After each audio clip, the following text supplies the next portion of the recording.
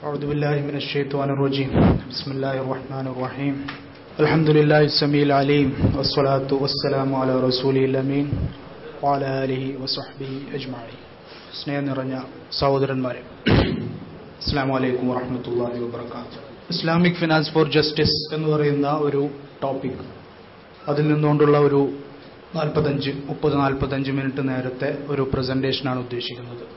അപ്പോൾ ഇതിൽ നമ്മൾ കവർ ചെയ്യാൻ പോകുന്ന ടോപ്പിക്സ് എന്ന് പറയുന്നത് ഇസ്ലാമിക് ഫിനാൻസിന്റെ അടിസ്ഥാനപരമായ ചില കൺസെപ്റ്റുകൾ, ചില താത്വികമായ ചില വിശകലനങ്ങൾ, അതുപോലെ ഇന്ത്യയിലെ ഇന്നത്തെ ഇസ്ലാമിക് ഫിനാൻസിന്റെ അവസ്ഥ, അത് എത്തി നിൽക്കുന്ന ഒരു കറണ്ട് സെനാരിയോ, പിന്നെ അതിന്റെ ഒരു പ്രോസ്പെക്ട് എന്താണ് ഇന്ത്യയിൽ, ഇത്രയും കാര്യങ്ങളാണ് പറയാൻ ഉദ്ദേശിക്കുന്നത്.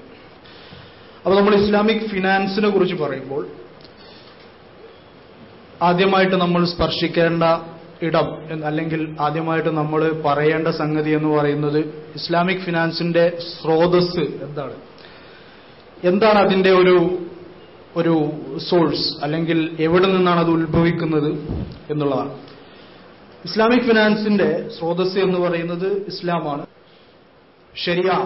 ശരിയ എന്ന് പറയുന്ന ഇസ്ലാമിന്റെ നിയമസംഹിതയിൽ നിന്നുകൊണ്ട് ആധുനിക വ്യാപാര വ്യവഹാരങ്ങളെ നമ്മൾ വ്യാഖ്യാനിക്കാൻ ശ്രമിക്കുമ്പോൾ ഉണ്ടായി വരുന്ന ഒരു ബോഡി ഓഫ് നോളജിനെയാണ് നമ്മൾ സാധാരണ ഇന്നത്തെ നിലയിൽ ഇസ്ലാമിക് ഫൈനാൻസ്, ഇസ്ലാമിക് ബാങ്കിങ് എന്നൊക്കെ പറഞ്ഞുകൊണ്ട് തരംതിരിക്കുന്നത്. അപ്പോൾ ശരിയ എന്ന് പറയുന്നത്, ശരിയക്ക് പ്രാഥമികമായ രണ്ട് സ്രോതസ്സുകളും ദ്വിതീയമായിട്ടുള്ള സെക്കൻഡറി ആയിട്ടുള്ള വേറെ രണ്ട് സോഴ്സുകളുമാണ് പൊതുവിൽ ഉള്ളത്. പ്രാഥമികമായ സ്രോതസ്സുകൾ എന്ന് പറയുന്നത് ഇസ്ലാമിക് ഫിനാൻസിലെ ശരിയയുടെ പ്രാഥമികമായ സ്രോതസ്സുകൾ എന്ന് പറയുന്നത് ഖുർആനും സുന്നത്തുമാണ്. അതിന്റെ ദ്വിതീയമായ ഉറവിടം എന്ന് പറയുന്നത് ഇജ്മാ, കിയാസ് എന്നാണ്. ഇജ്മാനും കിയാസിനും തനതായ നിലനിൽപ്പില്ല, അല്ലെങ്കിൽ ഒറ്റപ്പെട്ട നിലനിൽപ്പ് ഇല്ല. ഏതുപോലെ എന്ന് പറഞ്ഞാൽ ഖുർആനിന്റെയും സുന്നത്തിന്റെയും കാര്യത്തിലുള്ളതുപോലെ തനതായ ഒറ്റപ്പെട്ട ഒരു നിലനിൽപ്പ് ഇജ്മാനും കിയാസിനുമില്ല. ഇജ്മാവും കിയാസും ശരിയയുടെ പ്രാഥമിക സ്രോതസ്സുകളായ ഖുർആനിലും സുന്നത്തിലും അടിസ്ഥാനപ്പെടുത്തിയായിരിക്കണം എന്നുള്ളത് നമ്മൾ ഇവിടെ മനസ്സിലാക്കേണ്ടതാണ്. ഇനി അതായത് ശരിയയുടെ വിശദമായ ചർച്ച നടക്കുന്ന ഇടങ്ങളിലെല്ലാം മൊത്തത്തിലുള്ള ശറഇനെ 3 അല്ലെങ്കിൽ 4 തരംതിരിച്ചതായിട്ട് നമുക്ക് കാണുവാൻ സാധിക്കും. അതായത് ഇബാദാത്ത്, മുആമലാത്ത്, അഖ്ലാഖ് എന്നിങ്ങനെയൊക്കെ ശരിയയിലെ വിവിധ വശങ്ങളെ തരംതിരിക്കുകയും ഇവയിലൊക്കെയുള്ള തത്വങ്ങളുടെയും നിയമങ്ങളുടെയും ഒക്കെ അടിസ്ഥാനങ്ങൾ എന്താണ് എന്ന് പറയുകയും വളരെ വിശദമായിട്ട് പറയുകയും ചെയ്തിട്ടുണ്ട്. ഇബാദത്ത് എന്ന് പറയുന്നത് ആരാധനാ കാര്യങ്ങളെ സംബന്ധിക്കുന്ന കാര്യങ്ങൾ, മുആമലാത്ത് എന്ന് പറയുന്നത് മനുഷ്യന്റെ ഭൗതികമായ വ്യവഹാരങ്ങളെ, സാമ്പത്തിക വ്യവഹാരങ്ങളെ സംബന്ധിക്കുന്ന സംഗതികൾ, അഖ്ലാഖ് എന്ന് പറയുന്നത് മനുഷ്യരുടെ സ്വഭാവചര്യകളെ കുറിക്കുന്ന സംഗതികൾ. ഇതില് ഇബാദത്തിനും മുആമലാത്തിനും ഇടയിൽ വേർതിരിക്കുമ്പോൾ വളരെ പ്രാഥമികമായി നമ്മൾ മനസ്സിലാക്കേണ്ടുന്ന ഒരു സംഗതി എന്ന് പറയുന്നത്, ഇബാദത്തിനെ സംബന്ധിച്ചിടത്തോളം അതിന്റെ അടിസ്ഥാന തത്വം എന്ന് പറയുന്നത് എന്താണോ കൽപ്പിക്കപ്പെട്ടിട്ടുള്ളത് അല്ലെങ്കിൽ അനുവദിക്കപ്പെട്ടിട്ടുള്ളത്, അതിന് പുറത്തുള്ളതെല്ലാം നിരോധിക്കപ്പെട്ടിരിക്കുന്നു എന്നുള്ള ഒരു അടിസ്ഥാന തത്വമാണ്. അതായത് കൽപ്പിക്കപ്പെട്ടതും അനുവദിക്കപ്പെട്ടതും ഒഴിച്ചുള്ളതെല്ലാം നിരോധിക്കപ്പെട്ടിരിക്കുന്നു എന്നുള്ളതാണ് ഇബാദത്തിന്റെ അടിസ്ഥാനമായ തത്വം. മുആമലാത്തിന്, സാമ്പത്തിക വ്യവഹാരങ്ങൾ അടങ്ങുന്ന മുആമലാത്തിനെ സംബന്ധിച്ചിടത്തോളം നമ്മൾ പറയുകയാണെങ്കിൽ എന്താണോ നിരോധിക്കപ്പെട്ടിട്ടുള്ളത് അതിന് പുറത്തുള്ളതെല്ലാം അനുവദനീയമാണ് എന്നുള്ളതാണ് മുആമലാത്തിനെ സംബന്ധിച്ചിടത്തോളം അതിന്റെ അടിസ്ഥാന തത്വം എന്ന് പറയുന്നത്. അപ്പോൾ നമ്മളുടെ ഇസ്ലാമിക് ബാങ്കിങ്ങും ഇസ്ലാമിക് ഇക്കണോമിക്സും ഇസ്ലാമിക് ഫൈനാൻസും ഒക്കെ വരുന്ന വിഭാഗമായിട്ടുള്ള മുആമലാത്തിലെ അടിസ്ഥാന തത്വം എന്ന് പറയുന്നത് നിരോധിക്കപ്പെട്ടത് എന്താണോ അതിന് പുറമേയുള്ളതെല്ലാം അനുവദിക്കപ്പെട്ടതാണ്. അപ്പോൾ നിരോധിച്ചത് എന്താണ് എന്ന് മനസ്സിലാക്കുക എന്നുള്ളിടത്ത് ഇസ്ലാമിക് ഫൈനാൻസും ഇസ്ലാമിക് ഇക്കണോമിക്സും ഇസ്ലാമിക് ബാങ്കിങ്ങും ഒക്കെ തുടങ്ങുന്നു. സാമ്പത്തിക വ്യവഹാരങ്ങളിൽ ശരീഅത്ത് നിരോധിച്ചിട്ടുള്ളത് എന്താണ് എന്ന് കൃത്യമായി മനസ്സിലാക്കുക. ആ കൃത്യമായി മനസ്സിലാക്കിയതിന്റെ അടിസ്ഥാനത്തിൽ ആ നിരോധനങ്ങളിൽ നിന്നും സാമ്പത്തിക വ്യവഹാരങ്ങളെ മുക്തമാക്കിയെടുക്കുക, നിരോധനങ്ങളിൽ നിന്നും മുക്തമാക്കിയിട്ടുള്ള ബാക്കിയുള്ളതിൽ നിന്നുകൊണ്ട് നമ്മളുടെ സാമ്പത്തിക വ്യവഹാരങ്ങളെ കെട്ടിപ്പടുക്കുക, അതിന്റെ ഇൻസ്റ്റിറ്റ്യൂഷൻസിന് കെട്ടിപ്പടുക്കുക, അതിന്റെ ഓർഗനൈസേഷൻസിന് കെട്ടിപ്പടുക്കുക എന്നുള്ളതാണ് ഇസ്ലാമിക് ഫിനാൻസിന്റെയും ഇസ്ലാമിക് ഇക്കണോമിക്സിന്റെയും ഇസ്ലാമിക് ബാങ്കിന്റെയും ഒക്കെ കോർ തീം എന്ന് പറയുന്നത്. അപ്പോൾ ഇസ്ലാമിക് ഫിനാൻസിലേക്ക് പ്രത്യേകമായിട്ട് വരുമ്പോൾ നമുക്ക് കുറച്ചുകൂടി പിൻ പോയിന്റഡ് ആയിട്ട് എന്താണ് നിരോധിക്കപ്പെട്ടത് എന്നുള്ളതിൽ വളരെ പ്രധാനപ്പെട്ടത് എന്ന് പറയുന്ന, അല്ലെങ്കിൽ മൊത്തം നിരോധനങ്ങളെ മൊത്തത്തിൽ സംക്ഷേപിക്കുന്ന 3 സംഗതികൾ നമുക്ക് കണ്ടെത്തുവാൻ സാധിക്കും.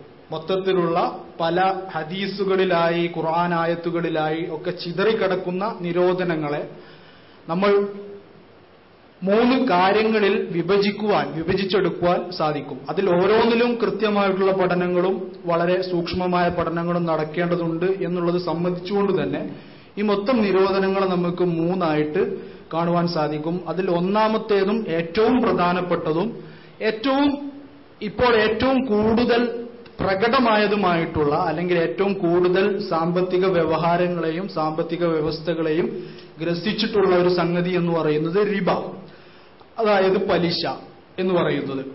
പിന്നെ ഗറർ എന്ന് പറഞ്ഞാൽ അതിന് പല അർത്ഥങ്ങളുണ്ട്. ചതി, വഞ്ചന, അതുപോലെ ഒരിക്കലും സാമ്പത്തിക വ്യവഹാരങ്ങളിൽ ഉൾക്കൊള്ളുവാൻ കഴിയാത്ത അവ്യക്തത, എക്സസീവ് അൺസർട്ടനിറ്റി എന്ന് നമ്മൾ പറയുന്ന സംഗതി. പിന്നെ മൈസിർ, ചൂതാട്ടം, അല്ലെങ്കിൽ ഒരാളുടെ നഷ്ടം മറ്റൊരാളുടെ ലാഭമായി തീരുന്ന വ്യവഹാരങ്ങൾ.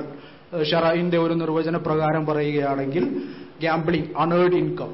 ഇത്രയും സംഗതികളാണ് അടിസ്ഥാനപരമായി ഇസ്ലാം ശരീഅത്തിൽ നിരോധിച്ചിട്ടുള്ള, സാമ്പത്തിക വ്യവഹാരങ്ങളെ സംബന്ധിച്ചിടത്തോളം നിരോധിച്ചിട്ടുള്ള സംഗതികൾ എന്ന് പറയുന്നത് ഇത്രയുമാണ്. ഇതിൽ 3ഉം വിശദമായിട്ട് ചർച്ച ചെയ്യുക എന്നത് നമ്മളുടെ ഒരു 1 ഡേ സെമിനാറിൽ അസാധ്യമായിട്ടുള്ള, അല്ലെങ്കിൽ നമ്മൾ ചെയ്യാൻ ശ്രമിക്കുകയാണെങ്കിൽ അത് കേൾക്കുന്നവരെയും ആ പരിപാടിയുടെ മൊത്തം സ്ട്രക്ചറിനെയും ഒക്കെ അത് ദോഷകരമായി ബാധിക്കും എന്നുള്ളതുകൊണ്ട് വളരെ പ്രധാനപ്പെട്ടതും നമ്മൾ ഉടനെ തന്നെ അഡ്രസ്സ് ചെയ്യേണ്ടതുമായിട്ടുള്ള പലിശയെ സംബന്ധിച്ച് മാത്രം ചില കാര്യങ്ങൾ പറയുകയും അതിന്റെ മനസ്സിലാക്കിയതിന്റെ അടിസ്ഥാനത്തിൽ തുടർന്നുള്ള പഠനങ്ങളും തുടർന്നുള്ള അന്വേഷണങ്ങളും ഇവിടെ കൂടിയിരിക്കുന്ന ആളുകളുടെ സ്വന്തം പ്രയത്നത്തിന് വിടുകയും, അല്ലെങ്കിൽ അതിനുള്ള റെഫറൻസുകൾ ലഭ്യമാണ്, റെഫറൻസുകൾ തരാം, നിങ്ങൾക്ക് സ്വന്തം നിലക്ക് പഠിക്കാം. വേറെയും ഒരുപാട് ഇതിൽ അനുഭവവും പാണ്ഡിത്യവും സിദ്ധിച്ച ആളുകളുണ്ട്, അവരോട് ചോദിച്ച് കൺസൾട്ട് ചെയ്തൊക്കെ പഠിക്കാവുന്നതാണ്.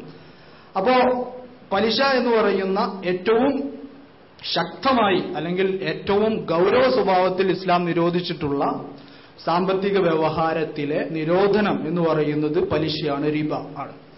പലിശയെ സംബന്ധിച്ചിടത്തോളം അടിസ്ഥാനപരമായി ചില ധാരണകൾ, അതിന്റെ സ്വഭാവത്തെക്കുറിച്ചും എങ്ങനെയാണ് അത് ഒരു സാമ്പത്തിക വ്യവസ്ഥിതിയെ ദോഷകരമായി ബാധിക്കുന്നത്, എങ്ങനെയാണ് അത് ആളുകളുടെ വ്യവഹാരങ്ങളിലേക്ക് വളരെ ദൂരവ്യാപകമായിട്ടുള്ള പ്രശ്നങ്ങൾ സൃഷ്ടിക്കുന്നത് എന്നുള്ളത് മനസ്സിലാക്കുവാൻ പലിശയെ സംബന്ധിച്ച് 3 തരത്തിലുള്ള ഒരു ഡിസ്കഷൻ, അല്ലെങ്കിൽ 3 തരത്തിലുള്ള ഒരു വിവരണം ആണ് ഇവിടെ പ്രസന്റേഷൻ ഉദ്ദേശിക്കുന്നത്.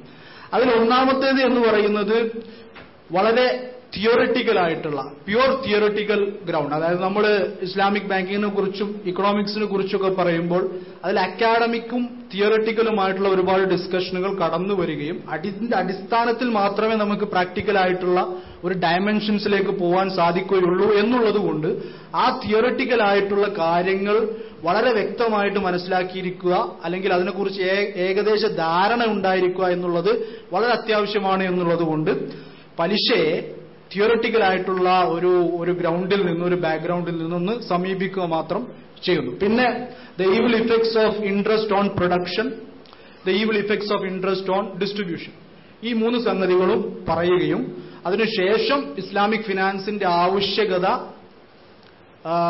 അടയാളപ്പെടുത്തുകയും അതിനെ ബോധ്യപ്പെടുത്തുകയും ചെയ്യുക എന്നാണ് ഈ എളിയ ശ്രമം കൊണ്ട് ഉദ്ദേശിച്ചിട്ടുള്ളത്. അതിൽ തിയോറിറ്റിക്കൽ ആയിട്ടുള്ള എക്സ്പ്ലനേഷൻ എന്ന് പറയുന്നത് ഇന്നോ ഇന്നലെയോ ഉണ്ടായിട്ടുള്ള ഒരു എക്സ്പ്ലനേഷൻ അല്ല.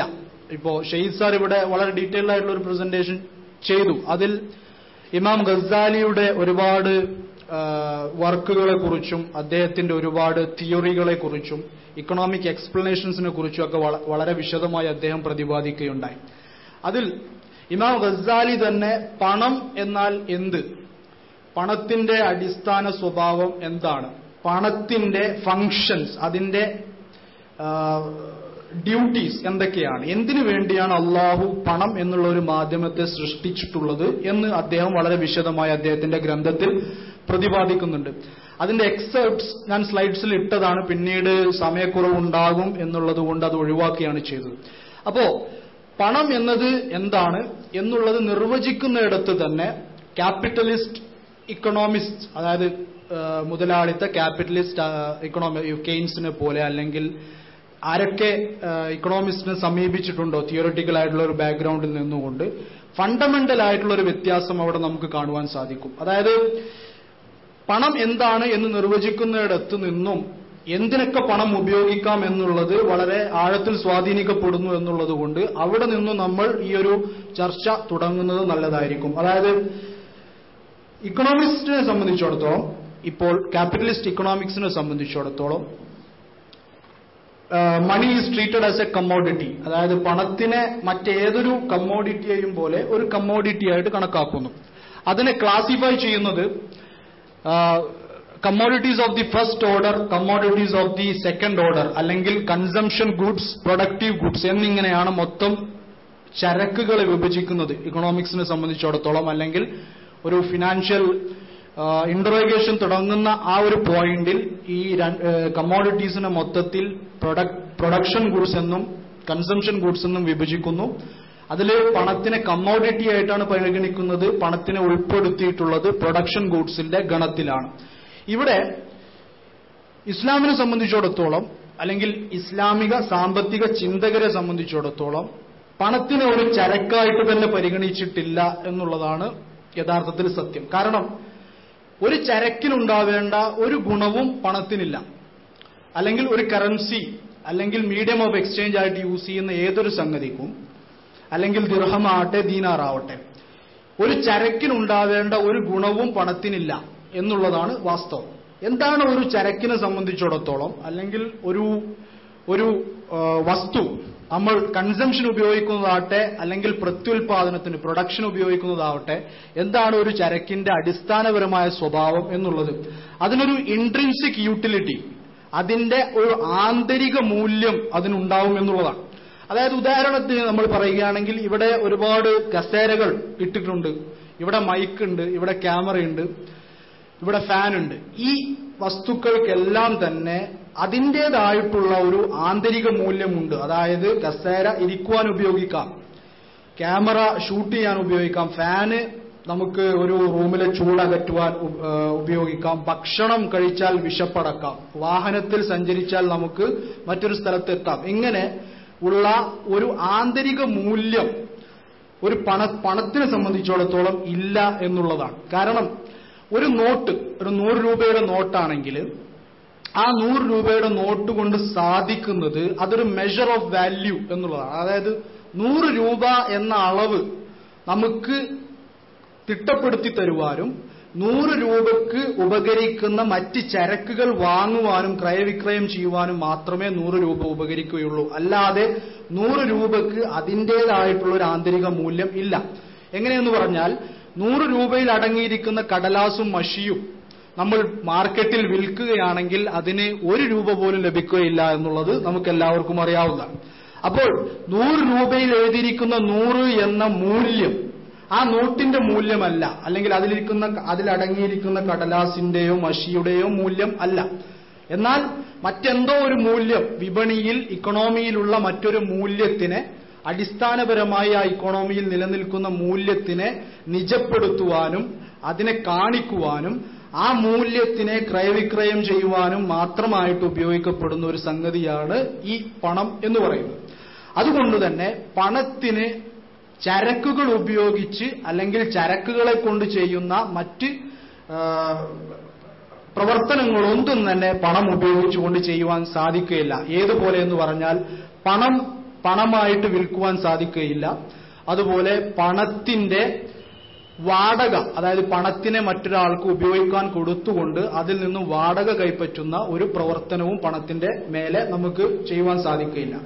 ഇതാണ് ഒന്നാമതായിട്ട് ഇസ്ലാമിക സാമ്പത്തിക ചിന്തകർ അടയാളപ്പെടുത്തിയിട്ടുള്ള ഇമാം ഗസ്സാലി അദ്ദേഹത്തിന്റെ പുസ്തകത്തിൽ വളരെ വിശദമായിട്ട് അള്ളാഹു എന്തിന് ദിർഹമും ദീനാറും സൃഷ്ടിച്ചു എന്ന് അദ്ദേഹം വിശദമാക്കുന്ന ഭാഗത്ത് അദ്ദേഹം പറയുന്നുണ്ട്. ഇനി എന്തൊക്കെയാണ് ഒരു പണവും കമ്മോഡിറ്റിയും തമ്മിലുള്ള വ്യത്യാസം? നമ്മൾ ഈ പറഞ്ഞതുപോലെ അതിന് പ്രകടമായ വ്യത്യാസങ്ങളുണ്ട്. ഇനി അതൊന്നുകൂടി മനസ്സിലാക്കുവാൻ നമുക്ക് ഇങ്ങനെയും ചിന്തിക്കാവുന്നതാണ്. ഇപ്പോ നമ്മൾ മാർക്കറ്റിൽ പോയി ഒരു ചരക്ക് വാങ്ങിക്കുന്നു, കുറച്ച് തക്കാളി നമ്മൾ മാർക്കറ്റിൽ നിന്ന് വാങ്ങിക്കുകയാണെങ്കിൽ നമ്മൾ തക്കാളി നല്ലത് നോക്കി തെരഞ്ഞെടുക്കുകയും അത് തുലാസിലേക്ക് ഇടുകയും ഇത് തൂക്കുക എന്ന് പറഞ്ഞ് കടക്കാരനോട് പറയുകയും ചെയ്യുന്നത് പോലെ പണത്തിന്റെ കാര്യത്തിൽ ഈ ഒരു മാനദണ്ഡം നമുക്ക് അംഗീകരിപ്പിക്കുവാൻ സാധ്യമല്ല. കാരണം പഴയ ഒരു 100 രൂപയുടെ നോട്ടും പുതിയ ഒരു 100 രൂപയുടെ നോട്ടും മൂല്യത്തിൽ അത് സർക്കുലേഷനിൽ ഇരിക്കുന്നിടത്തോളം കാലം അതിന് മൂല്യത്തിൽ യാതൊരു വ്യത്യാസവും വരുന്നില്ല എന്നുള്ളതാണ്. കാരണം അവിടെ ആ പണത്തിന്റെ കടലാസിൽ അടങ്ങിയിരിക്കുന്ന പുതുമയോ പഴമയോ, എത്രത്തോളം അത് പുതിയതാണ് അല്ലെങ്കിൽ അതിന്റെ കാണാനുള്ള ഭംഗി, ഇതൊന്നും തന്നെ അതിന്റെ മൂല്യത്തെ ബാധിക്കുന്നില്ല. അതുകൊണ്ട് തന്നെ മറ്റേതോ ഒരു മൂല്യത്തെ പ്രതിനിധീകരിക്കുക മാത്രമാണ് അവിടെ പണം ചെയ്യുന്നത്. അതുകൊണ്ട് തന്നെ ഇവിടെ നമ്മൾ വളരെ കൃത്യമായി മനസ്സിലാക്കേണ്ട ഒരു സംഗതി, പണത്തിന് ചരക്കിന്റെ സ്ഥാനം ഏറ്റെടുക്കുവാൻ സാധിക്കുകയില്ല. അതുകൊണ്ട് തന്നെ ചരക്കിൽ നടത്തുന്ന പ്രവർത്തനങ്ങളൊന്നും തന്നെ പണത്തിന്മേൽ നടത്തുവാനും പാടുകയില്ല. അങ്ങനെയാണ് ഇസ്ലാം പലിശയെ നിരോധിക്കുന്നതിന്റെ ഒരു ഹിക്മത്ത്, അതിന്റെ ലോജിക് എന്ന് പറയുന്നത് ഇവിടെ എക്സ്പ്ലെയിൻ ചെയ്യപ്പെട്ടിരിക്കുന്നു. അല്ലെങ്കിൽ അത് എക്സ്പ്ലെയിൻ ചെയ്യുന്നതിന് വേണ്ടി ഇസ്ലാമിക സാമ്പത്തിക ചിന്തകർ ഇങ്ങനെയുള്ള ഒരു തിയോറിറ്റിക്കൽ ഫ്രെയിംവർക്ക് നൽകുന്നത്. ഇവിടെ നമ്മൾ ഇതിനോടൊപ്പം തന്നെ മനസ്സിലാക്കേണ്ട മറ്റൊരു സംഗതി എന്ന് പറയുന്നത്, ഇസ്ലാമിനെ സംബന്ധിച്ചിടത്തോളം ഒരു ഹുക്മ്, ഒരു നിരോധനം, ആ നിരോധനം നിലനിൽക്കുന്നതിന് അതിന്റെ ഹിക്മത്ത് മനസ്സിലാക്കണം എന്ന് യാതൊരു നിബന്ധനയും ഇല്ല.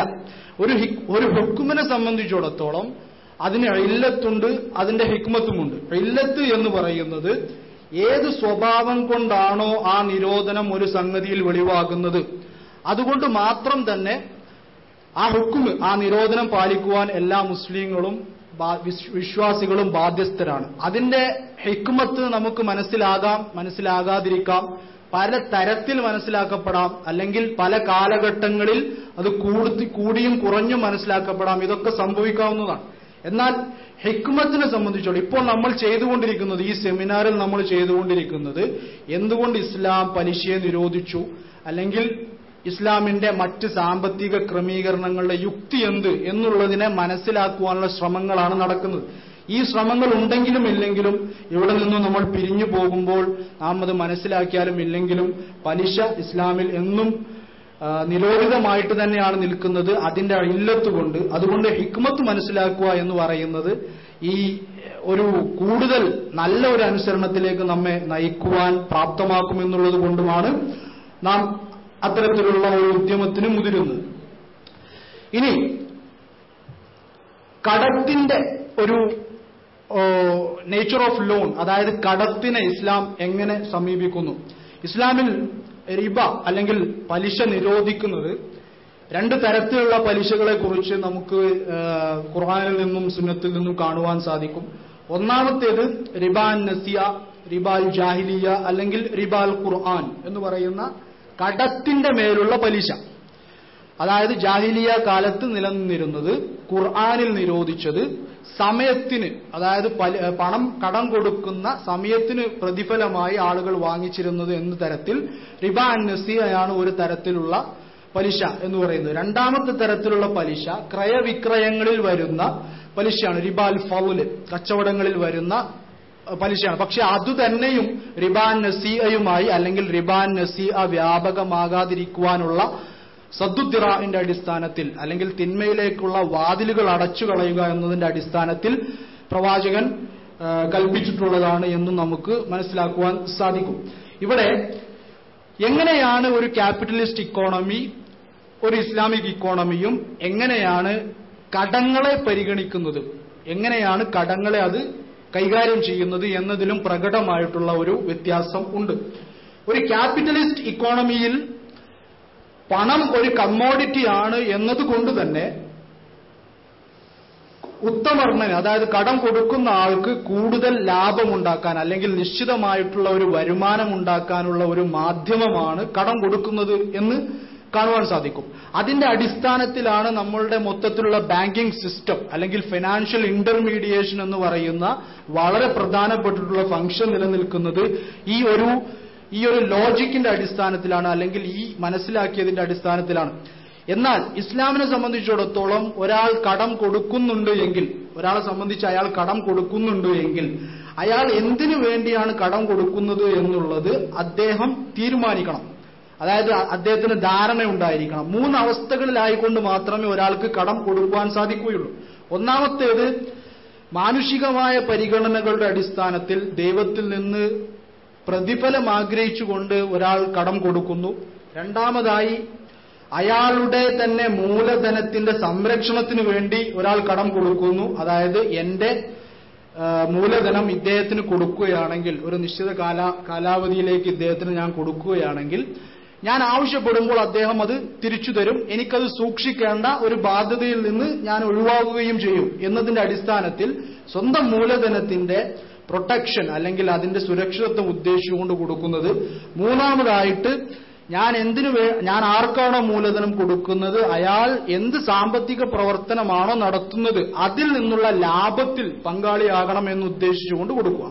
ഈ 3 അവസ്ഥകളിൽ മാത്രമേ ഒരാൾക്ക് മറ്റൊരാൾക്ക് പണം കടം കൊടുക്കുവാൻ സാധിക്കുകയുള്ളൂ. ഇതിൽ ആദ്യത്തെ അവസ്ഥയിലാണെങ്കിൽ അദ്ദേഹം ദൈവത്തിന്റെ അജ്ർ പ്രതീക്ഷിച്ചുകൊണ്ട് അല്ലെങ്കിൽ പ്രതിഫലം പ്രതീക്ഷിച്ചുകൊണ്ട് അല്ലെങ്കിൽ തന്റെ മൂലധനത്തിന്റെ സുരക്ഷിതത്വം ഉദ്ദേശിച്ചുകൊണ്ടാണ് കൊടുക്കുന്നത് എങ്കിൽ 2 അവസ്ഥയിലും അയാൾക്ക് കടം വാങ്ങിക്കുന്ന ആളുടെ അടുത്തു നിന്നും ഒരു പ്രതിഫലം ഉദ്ദേശിക്കുവാൻ യാതൊരു ന്യായവുമില്ല. കാരണം ഒന്നാമത്തെ അവസ്ഥയിൽ അദ്ദേഹത്തിന് പ്രതിഫലം കൊടുക്കേണ്ടത് രക്ഷിതാവാണ് അല്ലെങ്കിൽ അള്ളാഹുവാണ്. രണ്ടാമത്തെ അവസ്ഥയിൽ അയാളുടെ പണം സൂക്ഷിക്കുന്നതിന്, അയാൾ ആവശ്യപ്പെടുമ്പോൾ അത് തിരിച്ചു നൽകുന്നത് വരെ അത് സൂക്ഷിക്കുന്നതിന് പ്രതിഫലം കിട്ടേണ്ടത് അത് സൂക്ഷിക്കുന്ന ആളാണ്.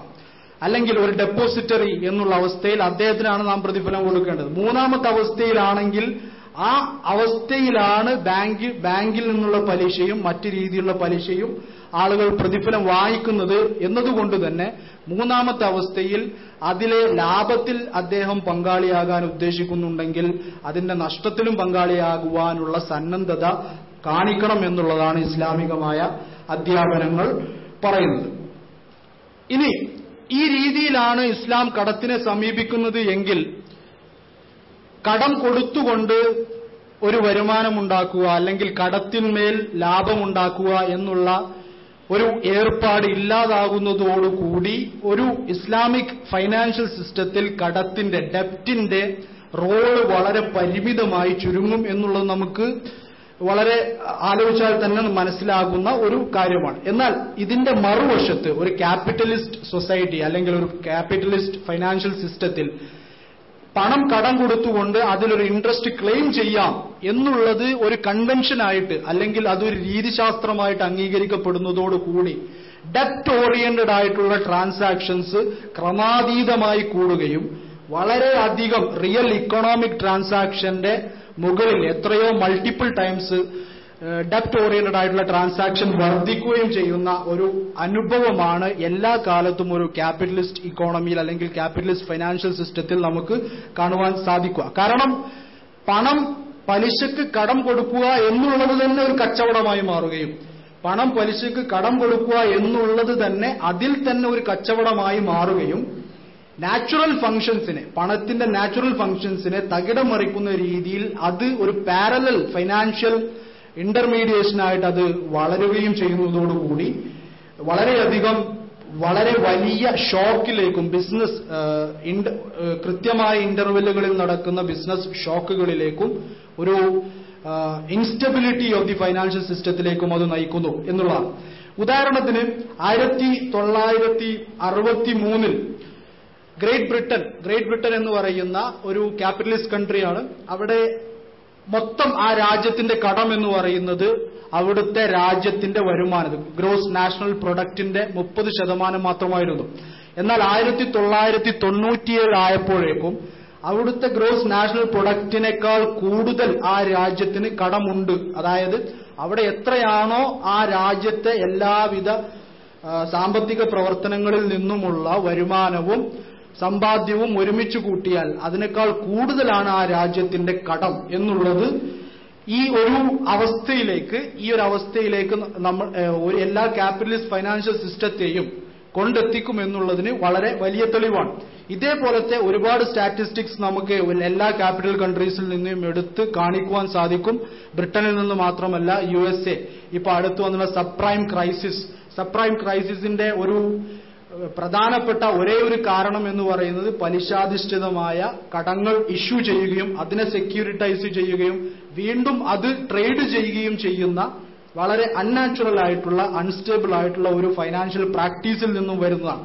ഇനി ഇതാണ് ഒരു തിയറിറ്റിക്കൽ ഗ്രൗണ്ടിൽ നിന്നുകൊണ്ട് പലിശയെ നിരാകരിക്കുന്നതിന് ഇസ്ലാമിക സാമ്പത്തിക ശാസ്ത്രകാരന്മാർ സമയാസമയങ്ങളിൽ ഉദ്ധരിച്ചിട്ടുള്ള വാദങ്ങളിൽ പ്രധാനപ്പെട്ട ചിലത്. ഇനി എന്താണ് പലിശാധിഷ്ഠിതമായിട്ടുള്ള ഒരു പലിശ, ഏത് രീതിയിലാണ് അതിനെ മറ്റുള്ള തരത്തിൽ ഒരു ഇക്കോണമി അല്ലെങ്കിൽ ഒരു ഫൈനാൻഷ്യൽ സിസ്റ്റത്തെ ബാധിക്കുന്നത് എന്ന് നോക്കുകയാണെങ്കിൽ, അലോക്കേഷൻ ഓഫ് റിസോഴ്സസ്, അതായത് വിഭവങ്ങളുടെ സമ്പത്തിന്റെ അലോക്കേഷനിൽ ആർക്ക് എത്ര സമ്പത്ത് അലോക്കേറ്റ് ചെയ്യപ്പെടുന്നു, അതായത് ബാങ്കുകൾ നിലനിൽക്കുന്നത് ഫൈനാൻഷ്യൽ ഇന്റർമീഡിയേഷന് വേണ്ടിയാണ് ബാങ്കുകൾ നിലനിൽക്കുന്നത്.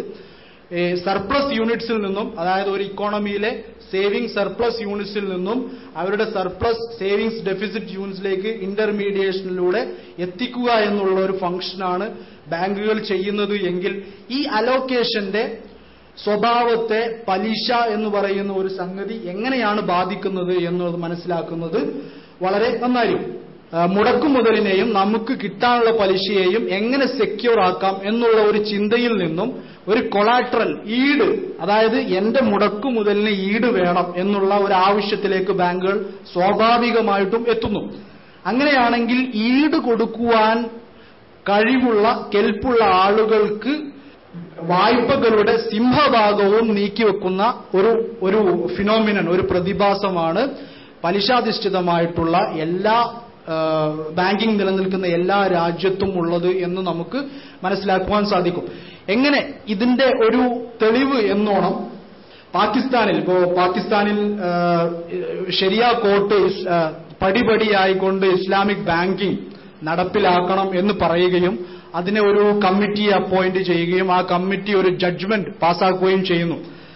അതിന്റെ അടിസ്ഥാനത്തിൽ അവർ വിശദമായ കണക്കുകളുടെ അടിസ്ഥാനത്തിൽ നടത്തിയ പഠനത്തിൽ അവിടെ പാകിസ്ഥാനെ സംബന്ധിച്ചിടത്തോളം 21,84,417 അക്കൗണ്ട് ഹോൾഡേഴ്സ് ഉണ്ടായിരുന്നു 1999. ഇത്രയും അക്കൗണ്ട് ഹോൾഡേഴ്സ് ഉള്ള ഒരു രാജ്യത്ത് 9,269 അക്കൗണ്ട് ഹോൾഡേഴ്സിലേക്കാണ് 64.5% ടോട്ടൽ അഡ്വാൻസസും പോയിരിക്കുന്നത്. അതായത് ആ രാജ്യത്തുള്ള മൊത്തം അക്കൗണ്ട് ഹോൾഡർ, ബാങ്കിൽ അക്കൗണ്ടുകളുള്ള ആളുകളിലെ 0.5% കുറവ് ആളുകളിലേക്ക് ആ രാജ്യത്ത് കൊടുത്തിട്ടുള്ള ലോൺസ് ആൻഡ് അഡ്വാൻസസിന്റെ 64% പോയിരിക്കുന്നത്. അതായത് ഒരു സാമ്പത്തിക വ്യവസ്ഥയുടെ പകുതിയിലും കൂടുതൽ പോയിരിക്കുന്നത് ആ രാജ്യത്തെ 0.5% കുറഞ്ഞ അക്കൗണ്ട് ഹോൾഡേഴ്സിലേക്കാണ്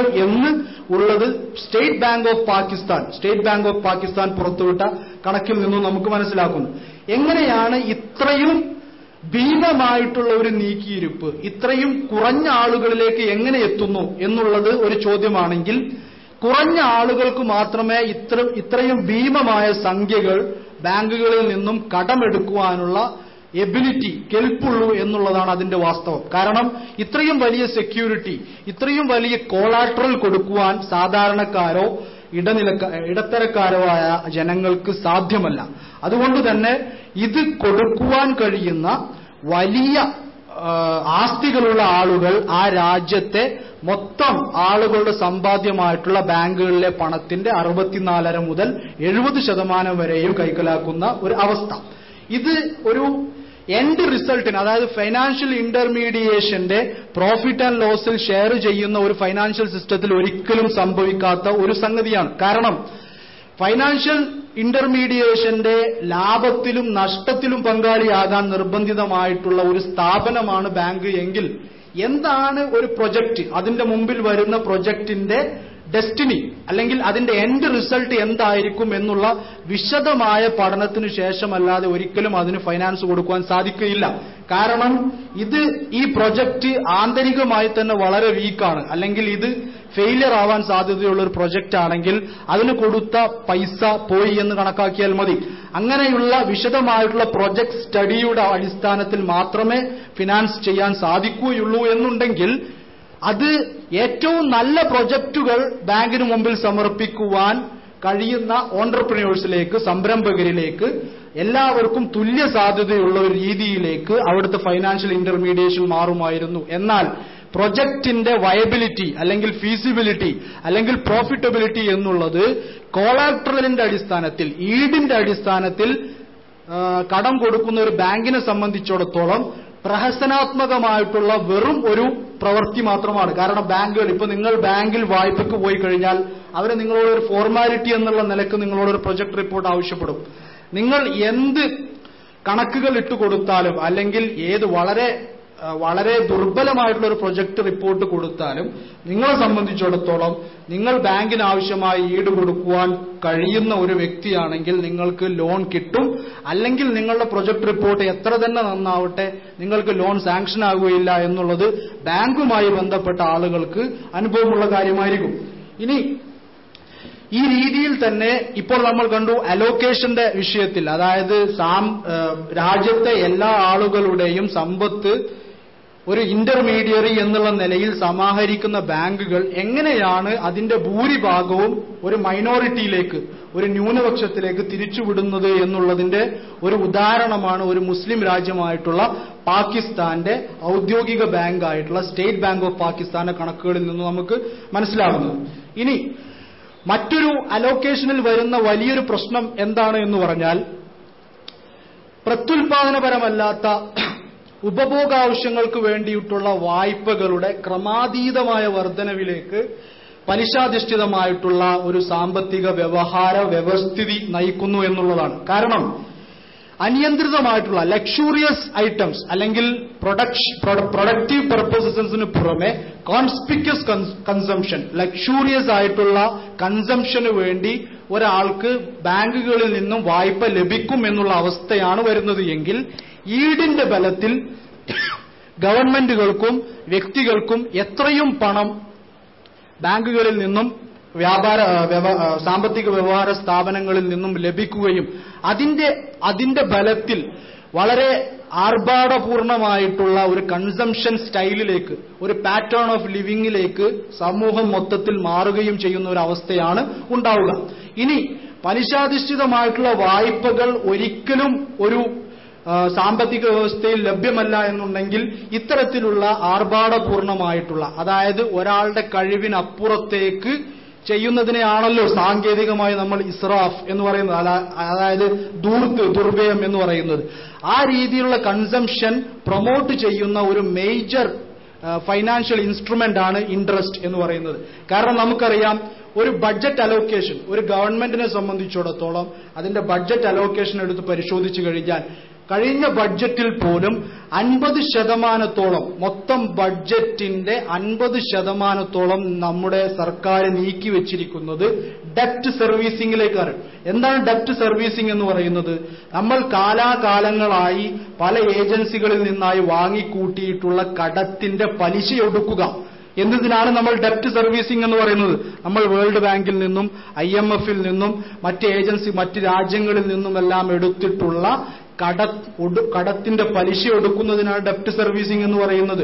ഒരു രാജ്യത്തിന്റെ ബഡ്ജറ്റിന്റെ മൊത്ത വരുമാനത്തിന്റെ 50% പലിശ ഒടുക്കുവാനാണ് നമ്മൾ നീക്കിവെക്കുന്നത്. എത്രയാണ് ഹ്യൂമൻ വെൽഫെയറിൽ, അതായത് ആ രാജ്യത്തെ ജനങ്ങളുടെ വെൽഫെയറിന് വേണ്ടി ചെലവഴിക്കപ്പെടുന്ന തുക എന്ന് പറയുന്നത് മൊത്തം ബഡ്ജറ്റിന്റെ 18 മുതൽ 20% വരെയാണ്. ഈ കഴിഞ്ഞ ബഡ്ജറ്റിൽ പോലും ഇതാണ് അവസ്ഥ. അപ്പോൾ ഇൻട്രസ്റ്റ് ബേസ്ഡ് ആയിട്ടുള്ള ഒരു ഇക്കോണമിയിൽ സർക്കാരുകൾ, വ്യക്തികൾ മാത്രമല്ല, സർക്കാരുകൾ അവരുടെ ധൂർത്തിന് ആവശ്യമായിട്ടുള്ള പണം പലിശാധിഷ്ഠിതമായ വായ്പകളിലൂടെ സമ്പാദിക്കുന്നു. രാഷ്ട്രീയ പ്രേരിതമായ, അതായത് ജനങ്ങളുടെ നന്മയും അവരുടെ അഭിവൃദ്ധിയും മുൻനിർത്തിയല്ലാതെ രാഷ്ട്രീയ ലാഭം മുൻനിർത്തിക്കൊണ്ട് കൊണ്ടുവരുന്ന പ്രൊജക്ടുകൾക്കുള്ള ഫണ്ടും കണ്ടെത്തുന്നത് ഇത്തരത്തിലുള്ള പലിശാധിഷ്ഠിതമായിട്ടുള്ള ലോണുകൾ അവൈലബിൾ ആകുന്നത് കൊണ്ട് മാത്രമാണ്. ലാഭനഷ്ട പങ്കാളിത്തത്തോടെ ലഭ്യമാകുന്ന ഒരു ഫണ്ടിന് പുറത്ത് ഒരു സാമ്പത്തിക വ്യവഹാരമാണ് ഒരു രാജ്യത്ത് നിലനിൽക്കുന്നത് എങ്കിൽ ഇത്തരത്തിലുള്ള കൺസംഷൻ പർപ്പസിനുള്ള ലോണുകൾ കണ്ടെത്തുക എന്നുള്ളത് അല്ലെങ്കിൽ ലഭ്യമാകുക എന്നുള്ളത് അസാധ്യമായിരിക്കുമെന്ന് നമുക്ക് നേർക്കുനേരെ ആലോചിച്ചാൽ മാത്രം അറിയാവുന്നതാണ്. കാരണം മറ്റൊരാളുടെ ആർഭാടപൂർണമായിട്ടുള്ള ജീവിതത്തിന് വേറെ ഒരാളും അവരുടെ പണം കടം കൊടുക്കുകയില്ല. ആവശ്യത്തിന് കടം കൊടുക്കും. ആവശ്യങ്ങൾക്ക് മാത്രമേ കടങ്ങളുടെ വ്യവഹാരങ്ങൾ നിലനിൽക്കുകയുള്ളൂ. അതിനപ്പുറത്തേക്കുള്ള എല്ലാ തരത്തിലുള്ള കോൺസ്പിക്യസ് ആയിട്ടുള്ള കൺസംഷനും ധൂർത്തും ആർഭാടവുമെല്ലാം അതോടുകൂടി നിന്നു പോകുന്ന ഒരവസ്ഥയായിരിക്കും പലിശ എന്ന് പറയുന്ന ഒരു എലിമെന്റിനെ നമ്മളുടെ ഫിനാൻഷ്യൽ സിസ്റ്റത്തിൽ നിന്നും എടുത്തു മാറ്റുന്നതോടുകൂടി സംഭവിക്കുന്നത്. ഇനി വിതരണത്തിൽ അലോക്കേഷന്റെ കാര്യം നമ്മൾ പറഞ്ഞു. ഇനി വിതരണത്തിൽ ഈ അലോക്കേറ്റഡ് റിസോഴ്സസിന്റെ ടോപ്പ് ടു ബോട്ടം വിതരണത്തിൽ എങ്ങനെയാണ് പലിശ സ്വാധീനം ചെലുത്തുന്നത്, എങ്ങനെയാണ് വിതരണത്തിലുള്ള വലിയ അസന്തുലിതത്വം പലിശ സൃഷ്ടിക്കുന്നത് എന്ന് കൂടി നമുക്ക് മനസ്സിലായാൽ മാത്രമേ എന്തുകൊണ്ടാണ് ഇസ്ലാം പലിശ നിരോധിക്കുന്നത് എന്നും എത്ര ദൂരവ്യാപകമാണ് പലിശയുടെ ഫലങ്ങൾ എന്നും നമ്മൾ ചിന്തിച്ചതുപോലെ ഒരാളുടെ നിന്ന് കടം വാങ്ങിക്കുകയും അയാളോട് 2% പലിശ വാങ്ങിക്കുമ്പോൾ അത് ഭയങ്കര ദുൽമായിട്ടാണ് ആളുകൾ മനസ്സിലാക്കുന്നത്. അയാളുടെ ബുദ്ധിമുട്ടിൽ ഇടങ്ങേറിൽ ഇയാളിൽ നിന്ന് പൈസ വാങ്ങിക്കുന്നതിന് ഇയാൾ 2, 3, 4% പലിശ വാങ്ങിക്കുക, അത് ഭയങ്കര ഒരു ദയാരാഹിത്യമാണ് എന്നുള്ളതാണ് പലിശയെക്കുറിച്ചുള്ള പൊതുവുള്ള കൺസെപ്റ്റ്. എന്നാൽ പലിശയെ നിരോധിക്കുന്നതിലുള്ള ഹിക്മത്ത് എന്ന് പറയുന്നത് ഈ 100-ന് 4 രൂപ വാങ്ങിക്കുന്ന ചെറിയ ട്രാൻസാക്ഷനിലുപരി ഒരു സാമ്പത്തിക വ്യവസ്ഥയുടെ എല്ലാ നാഡീ ഞരമ്പുകളിലേക്കും പലിശ കടന്നു ചെല്ലുകയും മൊത്തത്തിലുള്ള സാമ്പത്തിക വ്യവസ്ഥയുടെ അള്ളാഹു ഉദ്ദേശിക്കുന്ന തരത്തിലുള്ള സന്തുലിതമായ വിതരണത്തിനും അതുപോലെ തന്നെ അതിന്റെ സ്റ്റെബിലിറ്റിക്കും സ്ഥിരതക്കും ഭംഗം വരുത്തുന്നു എന്നുള്ളത് വളരെ വ്യക്തമായി വിശദമാക്കപ്പെട്ടുള്ള ഒരുപാട് ഗ്രന്ഥങ്ങൾ ഇതിനോടകം തന്നെ വന്നു കഴിഞ്ഞിട്ടുണ്ട്. ഡിസ്ട്രിബ്യൂഷനെ സംബന്ധിച്ചിടത്തോളം ഒരു ഉദാഹരണം നമ്മൾ പറയുകയാണെങ്കിൽ, ഒരു മോഡേൺ ക്യാപിറ്റലിസ്റ്റ് ഇക്കോണമിയിൽ ഒരു ലാർജ് ഇൻഡസ്ട്രിയൽ ഹൗസ്, അല്ലെങ്കിൽ ഇപ്പോൾ ഉദാഹരണത്തിന് നമ്മൾ പേരെടുത്ത് പറയാതെ തന്നെ നമുക്ക് മനസ്സിലാകും എന്താണ് ലാർജ് ഇൻഡസ്ട്രിയൽ ഹൗസ് എന്നുള്ളത് കൊണ്ട് നമ്മൾ ഉദ്ദേശിക്കുന്നത്.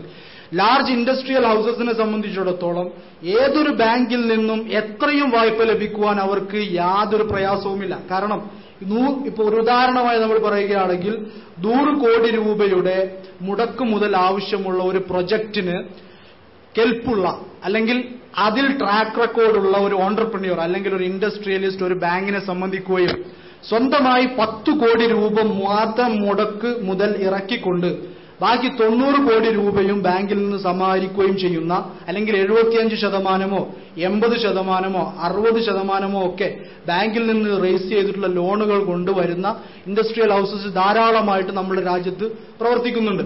ഇതിന്റെ അർത്ഥം എന്ന് പറയുന്നത് സംരംഭകനെ, ഈ വ്യവസായിയെ സംബന്ധിച്ചിടത്തോളം അയാളുടെ മുടക്കു മുതൽ 10%, ബാക്കിയുള്ള മുടക്കു മുതൽ ആ രാജ്യത്തെ ജനങ്ങളുടെ പണവുമാണ്.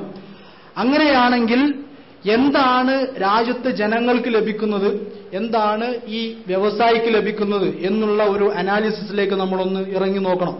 ഇപ്പോൾ ഈ വെഞ്ചറിനെ സംബന്ധിച്ചിടത്തോളം അത് വലിയ ലാഭമുണ്ടാക്കുന്ന ഒരു വെഞ്ചറാണ് എന്ന് വിചാരിക്കുക. വലിയ ലാഭമുണ്ടാക്കുന്ന ഒരു വെഞ്ചറാണ് ആ വെഞ്ചർ എങ്കിൽ എല്ലാ ലാഭവും തുച്ഛമായിട്ടുള്ള 2 മുതൽ 10% വരെയാണ് ഏതൊരു ഇക്കോണമിയിലും ഇൻട്രസ്റ്റ് റേറ്റുകൾ. അതായത് ഇപ്പോൾ നമ്മളുടെ ഇന്ത്യയിൽ SB അക്കൗണ്ടിൽ പൈസ ഇട്ട് കഴിഞ്ഞാൽ ഒരു കൊല്ലത്തിൽ നമുക്ക് 4% കിട്ടുക.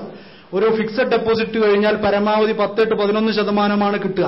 നമുക്ക് കിട്ടുന്ന ഈ 4% എന്ന് പറയുന്നത് തന്നെ വലിയൊരു കാര്യമായിട്ടാണ് ആളുകൾ മനസ്സിലാക്കുന്നത്. കാരണം ഞാൻ എന്റെ പൈസ വെറുതെ അവിടെ കൊണ്ടുപോയി വെച്ചിട്ടുള്ളൂ, അവരെനിക്ക് 4% ഇൻട്രസ്റ്റ് തരുന്നുണ്ട്, ആ ബാങ്ക് 6% തരുന്നുണ്ട്, അപ്പൊ അവിടെ കൊണ്ടുപോയി പൈസ ഇടാം എന്നാൽ നമ്മുടെ പണം ഉപയോഗിച്ചുകൊണ്ടാണ് ഈ രാജ്യത്തുണ്ടായി വരുന്ന മെഗാ ഫാക്ടറികളും മെഗാ പ്രൊജക്ടുകളും ഒക്കെ ഫൈനാൻസ് ചെയ്യപ്പെട്ടിരിക്കുന്നത് നമ്മളുടെ പണം ഉപയോഗിച്ചുകൊണ്ടാണ് എന്നുള്ള വസ്തുത നമ്മൾ മറക്കുകയോ അല്ലെങ്കിൽ നമ്മൾ അറിയാതിരിക്കുകയാണ് ചെയ്യുന്നത്.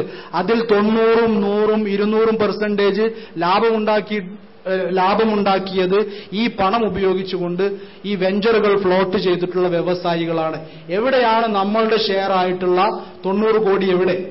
90 കോടി, 100 കോടിയുടെ പ്രൊജക്റ്റിൽ 100 കോടി ലാഭം കിട്ടിയാൽ 90 കോടി ഈ അക്കൗണ്ട് ഹോൾഡേഴ്സിലേക്ക് പ്രപ്പോർഷനേറ്റ് റേറ്റിൽ വരേണ്ട 90 കോടി രൂപ എന്തുകൊണ്ട് നമ്മളുടെ ബാങ്ക് അക്കൗണ്ടിൽ നമുക്ക് കിട്ടിയില്ല എന്നുള്ള ചോദ്യം ആരും ചോദിക്കാറില്ല. അതുകൊണ്ട് തന്നെ തുച്ഛമായിട്ടുള്ള പലിശ നിരക്ക് ബാങ്കുകൾക്ക് കൊടുത്തുകൊണ്ട് വലിയ ലാഭം കൊയ്യുവാൻ സാധിക്കുന്ന ഒരു അവസ്ഥാവിശേഷം ഉണ്ടാക്കി തീർക്കുന്ന ഒരു വ്യവസ്ഥയാണ് പലിശാധിഷ്ഠിതമായിട്ടുള്ള ഒരു വ്യവസ്ഥ. നിങ്ങളിപ്പോൾ എമർജിംഗ് ഇക്കോണമീസ്, അതായത് ഇപ്പോൾ ബ്രിക് നേഷൻസ് എന്ന് പറയുന്നു, ഏറ്റവും അധികം കോടീശ്വരന്മാരുണ്ടായിക്കൊണ്ടിരിക്കുന്നത് ബ്രിക് നേഷൻസിലാണ് എന്ന് പറയാറുണ്ട്. ബ്രസീൽ, റഷ്യ, ചൈന, ഇന്ത്യ എന്ന് പറയുന്ന ഈ രാജ്യങ്ങളിൽ ആണ് ഏറ്റവും കൂടുതൽ പുതിയ കോടീശ്വരന്മാർ, ശതകോടീശ്വരന്മാരുണ്ടായിക്കൊണ്ടിരിക്കുന്നത് ഈ രാജ്യങ്ങളിലാണ്. ഇന്ത്യയിൽ കഴിഞ്ഞ 10 വർഷത്തിനിടെ പുതിയതായിട്ടുണ്ടായിട്ടുള്ള കോടീശ്വരന്മാരുടെ കണക്കിൽ ഇയർ ഓൺ ഇയർ 20-30% വർധനയാണ് വരുന്നത്. പണ്ട് നമ്മൾ ടാറ്റ, ബിർള ഇങ്ങനെയുള്ള ചില പേരുകൾ മാത്രമേ കേട്ടിരുന്നു. ഇന്ന് അംബാനിമാരുണ്ട്, ഗോയൻകമാരുണ്ട്, അതുപോലെ ഒരുപാട് ലക്ഷ്മി മിത്തലുണ്ട്. പുതിയ കോടീശ്വരന്മാർ ഒരുപാടുണ്ടായിട്ടുണ്ട്. ഇത് ഒരു സാമ്പത്തികമായിട്ടുള്ള ഒരു പോയിന്റ് ഓഫ് വ്യൂവിൽ നിന്ന് ഇത് നല്ലതാണ് എന്ന് വാദിച്ചാൽ തന്നെ അതേ നിരക്കിൽ അല്ലെങ്കിൽ അതിനേക്കാൾ എത്രയോ ഇരട്ടി നിരക്കിലാണ് ഇവിടെ പുതിയ ദരിദ്രന്മാർ ഉണ്ടായിക്കൊണ്ടേയിരിക്കുകയാണ്. ഈ രാജ്യത്ത് പുതിയ ദരിദ്രന്മാർ ഉണ്ടായിക്കൊണ്ടേയിരിക്കുകയാണ്. അതായത് ധനികന്മാരുടെ എണ്ണം വർദ്ധിക്കുന്നു, ദരിദ്രരുടെ എണ്ണം വർദ്ധിക്കുന്നു. ധനികന്മാരുടെ എണ്ണം വർദ്ധിക്കുന്നതിനേക്കാൾ എത്രയോ ഇരട്ടി വേഗത്തിലാണ് ദരിദ്രന്മാരുടെ വേഗം വർദ്ധിക്കുന്നത് എന്നുള്ളത് നമുക്ക് കാണുവാൻ സാധിക്കും. എങ്ങനെയാണ് ഇത് സംഭവിക്കുന്നത്? എന്തുകൊണ്ട് രാജ്യത്തുണ്ടാകുന്ന അഭിവൃദ്ധിയുടെ തോതനുസരിച്ച് ദാരിദ്ര്യം കുറയുകയല്ല കൂടുകയാണ് ചെയ്യുന്നത്? എന്തുകൊണ്ട് ഈ വിരോധാഭാസം സംഭവിക്കുന്നു?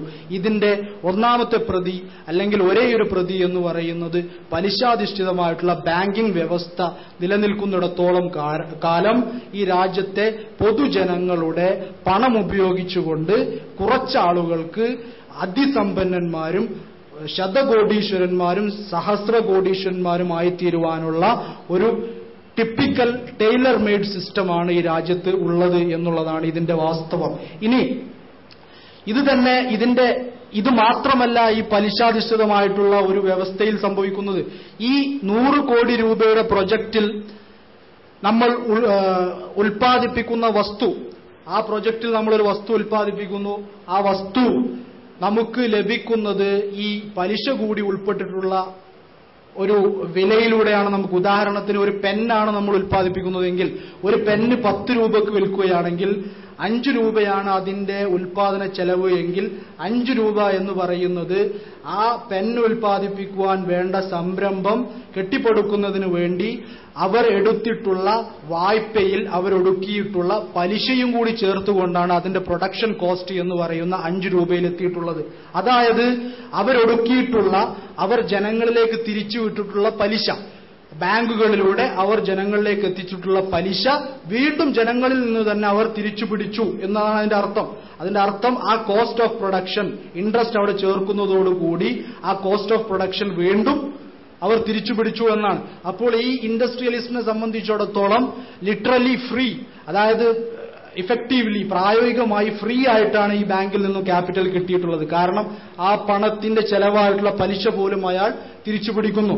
എന്നാൽ ബാങ്കിൽ കൊണ്ടുപോയി പണം നിക്ഷേപിച്ചിട്ടുള്ള ആളുകൾ തങ്ങൾക്ക് ബാങ്കിൽ നിന്നും കിട്ടിയിട്ടുള്ള പലിശ അത് വീണ്ടും ഈ പ്രൊഡക്റ്റ് വാങ്ങുന്നതിലൂടെ അതിലേക്ക് തിരിച്ചു വീണ്ടും ആ പലിശ അവർക്ക് തിരിച്ചു കൊടുത്തു എന്നുള്ളത് കൊണ്ട് 2 പ്രാവശ്യം അവർ നഷ്ടപ്പെടുന്നു. അതിനു പുറമെയാണ് പണപ്പെരുപ്പ് നിരക്ക്, മറ്റുള്ള പലിശയുടെ മറ്റ് ഇഫക്റ്റുകളായിട്ടുള്ള പണപ്പെരുപ്പവും രൂപയുടെ മൂല്യച്യുതിയും കറൻസിയുടെ ഡീവാല്യുവേഷനും ഒക്കെ സംഭവിക്കുന്നു. ഇനി ഡിസ്ട്രിബ്യൂഷനെ സംബന്ധിച്ചും അലോക്കേഷനെ സംബന്ധിച്ചും ഇതാണ് അവസ്ഥ എങ്കിൽ എക്സ്പാൻഷൻ ഓഫ് ആർട്ടിഫിഷ്യൽ മണി, അതായത് കൃത്രിമമായ പണം പണപ്പെരുപ്പം, ഇത് സൃഷ്ടിക്കുന്നതിലെ ഒന്നാമത്തെ ഘടകം ഒരു ഇക്കോണമിയിൽ പലിശയാണ് എന്നുള്ളതാണ് വാസ്തവം. കാരണം ഒരു ആക്ച്വൽ ഇക്കോണമിയിൽ സംഭവിക്കുന്ന പ്രൊഡക്ഷനുമായിട്ട് പലിശയ്ക്കോ പലിശാധിഷ്ഠിതമായിട്ട് പ്രിന്റ് ചെയ്യപ്പെടുന്ന കറൻസിക്കോ യാതൊരു ബന്ധവുമില്ല. ഇത് കറൻസി പ്രിന്റിംഗിന്റെ റേറ്റുകൾ എടുത്ത് പരിശോധിച്ചു കഴിഞ്ഞാൽ വളരെ കൃത്യമായിട്ട് മനസ്സിലാകുന്ന ഒരു സംഗതിയാണ്. ഇത് ഈ ബ്രിട്ടനിൽ കറൻസി പ്രിന്റ് ചെയ്തതിന്റെ കണക്കാണ്. അതായത് 1977 മുതൽ 1997 വരെയുള്ള 20 വർഷത്തെ കാലയളവിൽ total coins and currency, notes printed by the government of Britain, pound sterling in billion pound sterlings 8.1, 10.5 ഇത് ഗവൺമെന്റ് ഇഷ്യൂ ചെയ്തിട്ടുള്ള real currency. Total money stock, ആ രാജ്യത്തുള്ള ടോട്ടൽ മണി സ്റ്റോക്ക്, അതായത് എല്ലാ ബാങ്കുകളുടെയും ആളുകളുടെയും കയ്യിലുള്ള മൊത്തത്തിലുള്ള പണത്തിന്റെ അളവ് നമ്മൾ എടുക്കുകയാണെങ്കിൽ ആ രാജ്യത്തുള്ള കറൻസിയുടെ അളവാണ് രണ്ടാമത്തെ കോളത്തിലുള്ളത്. 1977 8.1 ബില്യൺ പൗണ്ട്സ് ആണ് ഗവൺമെന്റ് ഇഷ്യൂ ചെയ്തിട്ടുള്ള കറൻസി. 1977 65 ബില്യൺ പൗണ്ട്സിന്റെ മണി സർക്കുലേഷൻ ആ രാജ്യത്ത് ഉണ്ട്. ഇത് 1997 ആയപ്പോഴത്തേക്കും 25 ബില്യൺ പൗണ്ട് സ്റ്റെർലിംഗ് ഇഷ്യൂ ചെയ്ത സ്ഥാനത്ത് 680 ബില്യൺ പൗണ്ട് സ്റ്റെർലിംഗിന്റെ മണി സർക്കുലേഷൻ ആ രാജ്യത്ത് ഉണ്ട്. അതായത് ആദ്യത്തെ 1977 12% ആ സാമ്പത്തിക വ്യവസ്ഥയിലുള്ള മൊത്തം മണി സർക്കുലേഷന്റെ അവിടുത്തെ കറൻസിയുടെ അളവ് എന്ന് പറയുന്നത് മൊത്തം മണി സർക്കുലേഷന്റെ 12% 1997 ആയപ്പോഴത്തേക്കും അത് 3.5% കുറയുകയാണ് ചെയ്തത്. അതായത് ബ്രിട്ടീഷുകാർ ഉപയോഗിക്കുന്ന മൊത്തം പണത്തിന്റെ 3.5% മാത്രമാണ് അവരുടെ കയ്യിൽ യഥാർത്ഥമായി പണമായിട്ട് ലഭ്യമായിട്ടുള്ളത്. ബാക്കിയെല്ലാം കമ്പ്യൂട്ടർ ജനറേറ്റഡ് ആയിട്ടുള്ള അല്ലെങ്കിൽ ഒരു കൃത്രിമമായിട്ടുള്ള മണി ക്രിയേഷനിലൂടെ വന്നിട്ടുള്ള മണി സപ്ലൈ ആണ് എന്നാണ് കാണിക്കുന്നത്. ഇത് കൂടുതൽ വലിയ എക്സ്റ്റന്റുകളിലേക്ക് പോകും തോറും ഒരു പണപ്പെരുപ്പത്തിന്റെ നിരക്ക് വളരെയധികം കൂടുകയും സിംബാബ്വെയെ പോലെ ഒരു ഇക്കോണമിയെ പൂർണ്ണമായും തകർക്കുന്ന രീതിയിലേക്ക് ആളുകൾക്ക് ചാക്കുകളിൽ ശമ്പളം കൊടുക്കേണ്ട, ഒരു ചായ കുടിക്കാൻ പോവുകയാണെങ്കിൽ ഒരു ബക്കറ്റിൽ പണം കൊണ്ടുപോകേണ്ട അവസ്ഥയിലേക്ക് ഒരു രാജ്യത്തെ എങ്ങനെയാണ് കൊണ്ടെത്തിക്കുക എന്നുള്ളത് ഈ ഒരു ടേബിളാർ ഫോമിന്റെ ഒരു എക്സ്റ്റൻഷനിലൂടെ നമുക്ക് മനസ്സിലാക്കാവുന്നതേ ഉള്ളൂ. ഇതിന് ഈ പറഞ്ഞതെല്ലാം പലിശയുടെ ചില ദൂഷ്യഫലങ്ങളാണെങ്കിലും പലിശയുടെ ദൂഷ്യഫലങ്ങളുടെ അഗാധമായിട്ടുള്ള പഠനങ്ങൾ നടത്തിയിട്ടുള്ള ഒരുപാട് പുസ്തകങ്ങൾ ലഭ്യമാണ്. അതിൽ ഏതാനും വശങ്ങൾ അല്ലെങ്കിൽ വളരെ അടിസ്ഥാനപരമായിട്ടുള്ള ചില വസ്തുതകൾ മാത്രമേ നമ്മളിപ്പോൾ ഇവിടെ പറഞ്ഞു വെച്ചിട്ടുള്ളൂ. ഇത് പൂർണ്ണമായിട്ടില്ല. ഇനിയും കൂടുതൽ അന്വേഷണങ്ങൾ ഇതിലേക്ക് നടത്തുകയാണെങ്കിൽ എത്തരത്തിലാണ് പലിശാധിഷ്ഠിതമായിട്ടുള്ള ഒരു വ്യവസ്ഥ അശാസ്ത്രീയമായിട്ടുള്ള ഒരു വ്യവസ്ഥയായിത്തീരുന്നത്, അവിടെയുള്ള ആളുകളുടെ എല്ലാവിധ ദുരിതങ്ങൾക്കും പലിശ എങ്ങനെയാണ് കാരണമായിത്തീരുന്നത് എന്നുള്ളതിലേക്ക് നിങ്ങൾക്ക് കൂടുതൽ അറിവ് നേടുവാൻ സാധിക്കും. എന്താണ് ഇതിന് ബദലായി ഇസ്ലാമിക് ഫിനാൻസ് എന്ന് പറയുന്ന അല്ലെങ്കിൽ ഇസ്ലാമിക സാമ്പത്തിക മധ്യവർത്തിത്വം എന്നതുകൊണ്ട് ഇപ്പോൾ ഏറെ ചർച്ച ചെയ്യപ്പെട്ടുകൊണ്ടിരിക്കുന്ന ഇസ്ലാമിക് ഫിനാൻസ് ആയാലും ഇസ്ലാമിക് ബാങ്കിംഗ് ആയാലും ഇതിനൊക്കെ എങ്ങനെയാണ് ഒരു ആൾട്ടർനേറ്റീവ് ആകുന്നത് എന്ന് ചോദിച്ചാൽ വളരെ ചുരുങ്ങിയ രൂപത്തിൽ നമുക്ക് പറയുവാൻ സാധിക്കും. Profit and loss sharing, PLS mechanism, അതായത് സാമ്പത്തിക പ്രവർത്തനങ്ങളുടെ യഥാർത്ഥത്തിലുള്ള റിസൾട്ടുകൾ, അതിന്റെ ഫലങ്ങൾ എല്ലാവരിലേക്കും വ്യാപിപ്പിക്കുന്ന തരത്തിലുള്ള യാഥാർത്ഥ്യബോധത്തിൽ അധിഷ്ഠിതമായിട്ടുള്ള ഒരു വ്യവസ്ഥയിലേക്ക് മാറുന്നതിലൂടെ മാത്രമേ ഇതിനൊരു ശാശ്വതമായ പരിഹാരം കാണുവാൻ സാധിക്കുകയുള്ളൂ എന്നുള്ളതാണ് ഇസ്ലാമിക് ഫിനാൻഷ്യൽ പ്രൊഫഷൻസിനെ കുറിച്ച് സംബന്ധിച്ചിടത്തോളം അവർക്ക് പറയുവാനുള്ളത്. ഇവിടെ ഇക്വിറ്റി ബേസ്ഡ് ബാങ്കിംഗ് എന്ന് പറയുന്നത് അല്ലെങ്കിൽ ഇക്വിറ്റി ബേസ്ഡ് ബാങ്കിംഗ് സിസ്റ്റമാണ് ഈ രാജ്യത്ത് നിലനിൽക്കുന്നത് എങ്കിൽ ഇന്ന് നമ്മളുടെ ബാങ്കുകളിൽ കിടക്കുന്ന ഡെപ്പോസിറ്റുകളിലേക്ക് വരുന്ന റിട്ടേൺസ് എന്ന് പറയുന്നത് ഇന്ന് നമുക്ക് കിട്ടിക്കൊണ്ടിരിക്കുന്ന തുച്ഛമായ പലിശ നിരക്കിനേക്കാളും എത്രയോ അധികമായിരിക്കുമായിരുന്നു എന്നുള്ളതാണ്. കാരണം നമ്മളുടെ പണം ഉപയോഗിച്ചുകൊണ്ടാണ് ഈ രാജ്യത്തിന്റെ നിർമ്മിതി നടക്കുന്നത്. ഇവിടെയുള്ള മെഗാ പ്രൊജക്ടുകൾ വരുന്നത് നമ്മളുടെ പണം ഉപയോഗിച്ചുകൊണ്ടാണ്. അതിലൊരു ഫ്രാക്ഷൻ മാത്രമേ ഇൻഡസ്ട്രിയലിസ്റ്റ് അല്ലെങ്കിൽ വ്യവസായികൾ അവരുടെ കയ്യിൽ നിന്നും മുടക്കുന്നുള്ളൂ എന്നുള്ളതാണ് വസ്തുത. ഇസ്ലാമിക് ബാങ്കിങ്ങിന്റെ ഒരു ഭൂമികയിൽ നിന്നുകൊണ്ട് നമ്മളുടെ ഏർണിങ്സ്, നമ്മളുടെ സേവിങ്സ് അല്ലെങ്കിൽ നമ്മളുടെ ഇൻവെസ്റ്റ്മെന്റുകൾ നമ്മൾക്ക് യഥാർത്ഥത്തിൽ നമുക്ക് അവകാശപ്പെട്ട പണം നമ്മളിലേക്ക് എത്തിക്കുന്ന അല്ലെങ്കിൽ ഈ രാജ്യത്തെ ജനങ്ങളിലേക്ക് പൊതുവായിട്ട് എത്തിക്കുന്ന മാസ് പോപ്പുലേഷനിലേക്ക് ഇറക്കുന്ന തരത്തിലുള്ള ഒരു ബാങ്കിംഗ് സിസ്റ്റം ആയിരിക്കും ഇസ്ലാമിക് ബാങ്കിംഗ് സിസ്റ്റം എന്നാണ് നമുക്ക് ചുരുക്കി അതിനെക്കുറിച്ച് പറയുവാൻ സാധിക്കുക. ഇനി ഇന്നത്തെ അവസ്ഥയിൽ ഈ രീതി എങ്ങനെയാണ് ഇസ്ലാമിക് ബാങ്കിംഗ് പ്രവർത്തിക്കുന്നത്, ഇസ്ലാമിക് ബാങ്കിങ്ങിന്റെ ഇൻസ്ട്രുമെന്റ്സ് എന്താണ്, ഇസ്ലാമിക് ഫിനാൻഷ്യൽ ഇൻസ്ട്രുമെന്റ്സ് എന്താണ് എന്നുള്ളതെല്ലാം നമുക്ക് ഇനിയും ഒരുപാട് സെഷനുകളിലൂടെ പറയേണ്ട ഒരു സംഗതി ആയതുകൊണ്ട് ആ ഒരു ഭാഗത്തിലേക്ക് നമുക്ക് ഇപ്പോൾ കടക്കുവാൻ നിർവാഹമില്ല. കാരണം മുലാറബ, മുഷാറക്ക, അതിന്റെ തന്നെ അഡ്വാൻസ്ഡ് മോഡൽസ്, സലം, ഇസ്ലാമിക് ഫിനാൻസിലെ ഇൻവെസ്റ്റ്മെന്റ് പ്രൊഡക്ട്സ് എന്താണ്, ഇസ്ലാമിക് ഫിനാൻസിലെ ക്രെഡിറ്റ് പ്രൊഡക്ട്സ് എന്താണ് എന്നുള്ളത് തന്നെ വലിയ വിശദമായ ഒരു ചർച്ചയായതുകൊണ്ട് നമുക്ക് മറ്റൊരവസരത്തിലേക്ക് അത് മാറ്റിവെക്കാം.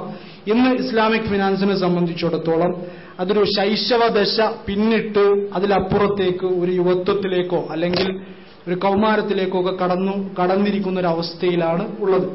ഇന്ന് $400 ബില്യൺ ആസ്തി 2009 ഒരു കണക്കനുസരിച്ച് സ്റ്റാൻഡേർഡ് ആൻഡ് പുവേഴ്സിന്റെ റേറ്റിംഗ് ഏജൻസിയായ S&P സ്റ്റാൻഡേർഡ് ആൻഡ് പുവറിന്റെ കണക്കനുസരിച്ച് $400 ബില്യൺ ആസ്തി ഇസ്ലാമിക് ഫിനാൻസിന് ലോകമൊട്ടാകെയുണ്ട്.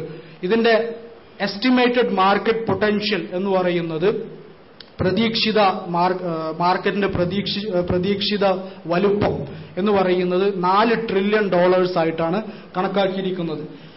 ഇതിൽ ഏറ്റവും ഇസ്ലാമിക് ഫിനാൻസ് അസറ്റ്സിന്റെ ഭൂരിഭാഗവും ഉള്ളത് ഇറാൻ, സൗദി അറേബ്യ, മലേഷ്യ എന്നീ രാജ്യങ്ങളിലാണ്. ഇതിൽ ഏറ്റവും വലിയ ശക്തി അല്ലെങ്കിൽ ഏറ്റവും കൂടുതൽ ഫൈനാൻഷ്യൽ അസറ്റ്സ് ഉള്ളത്, ഇസ്ലാമിക് ഫിനാൻഷ്യൽ അസറ്റ്സ് ഉള്ളത് ഇറാനിലാണ്.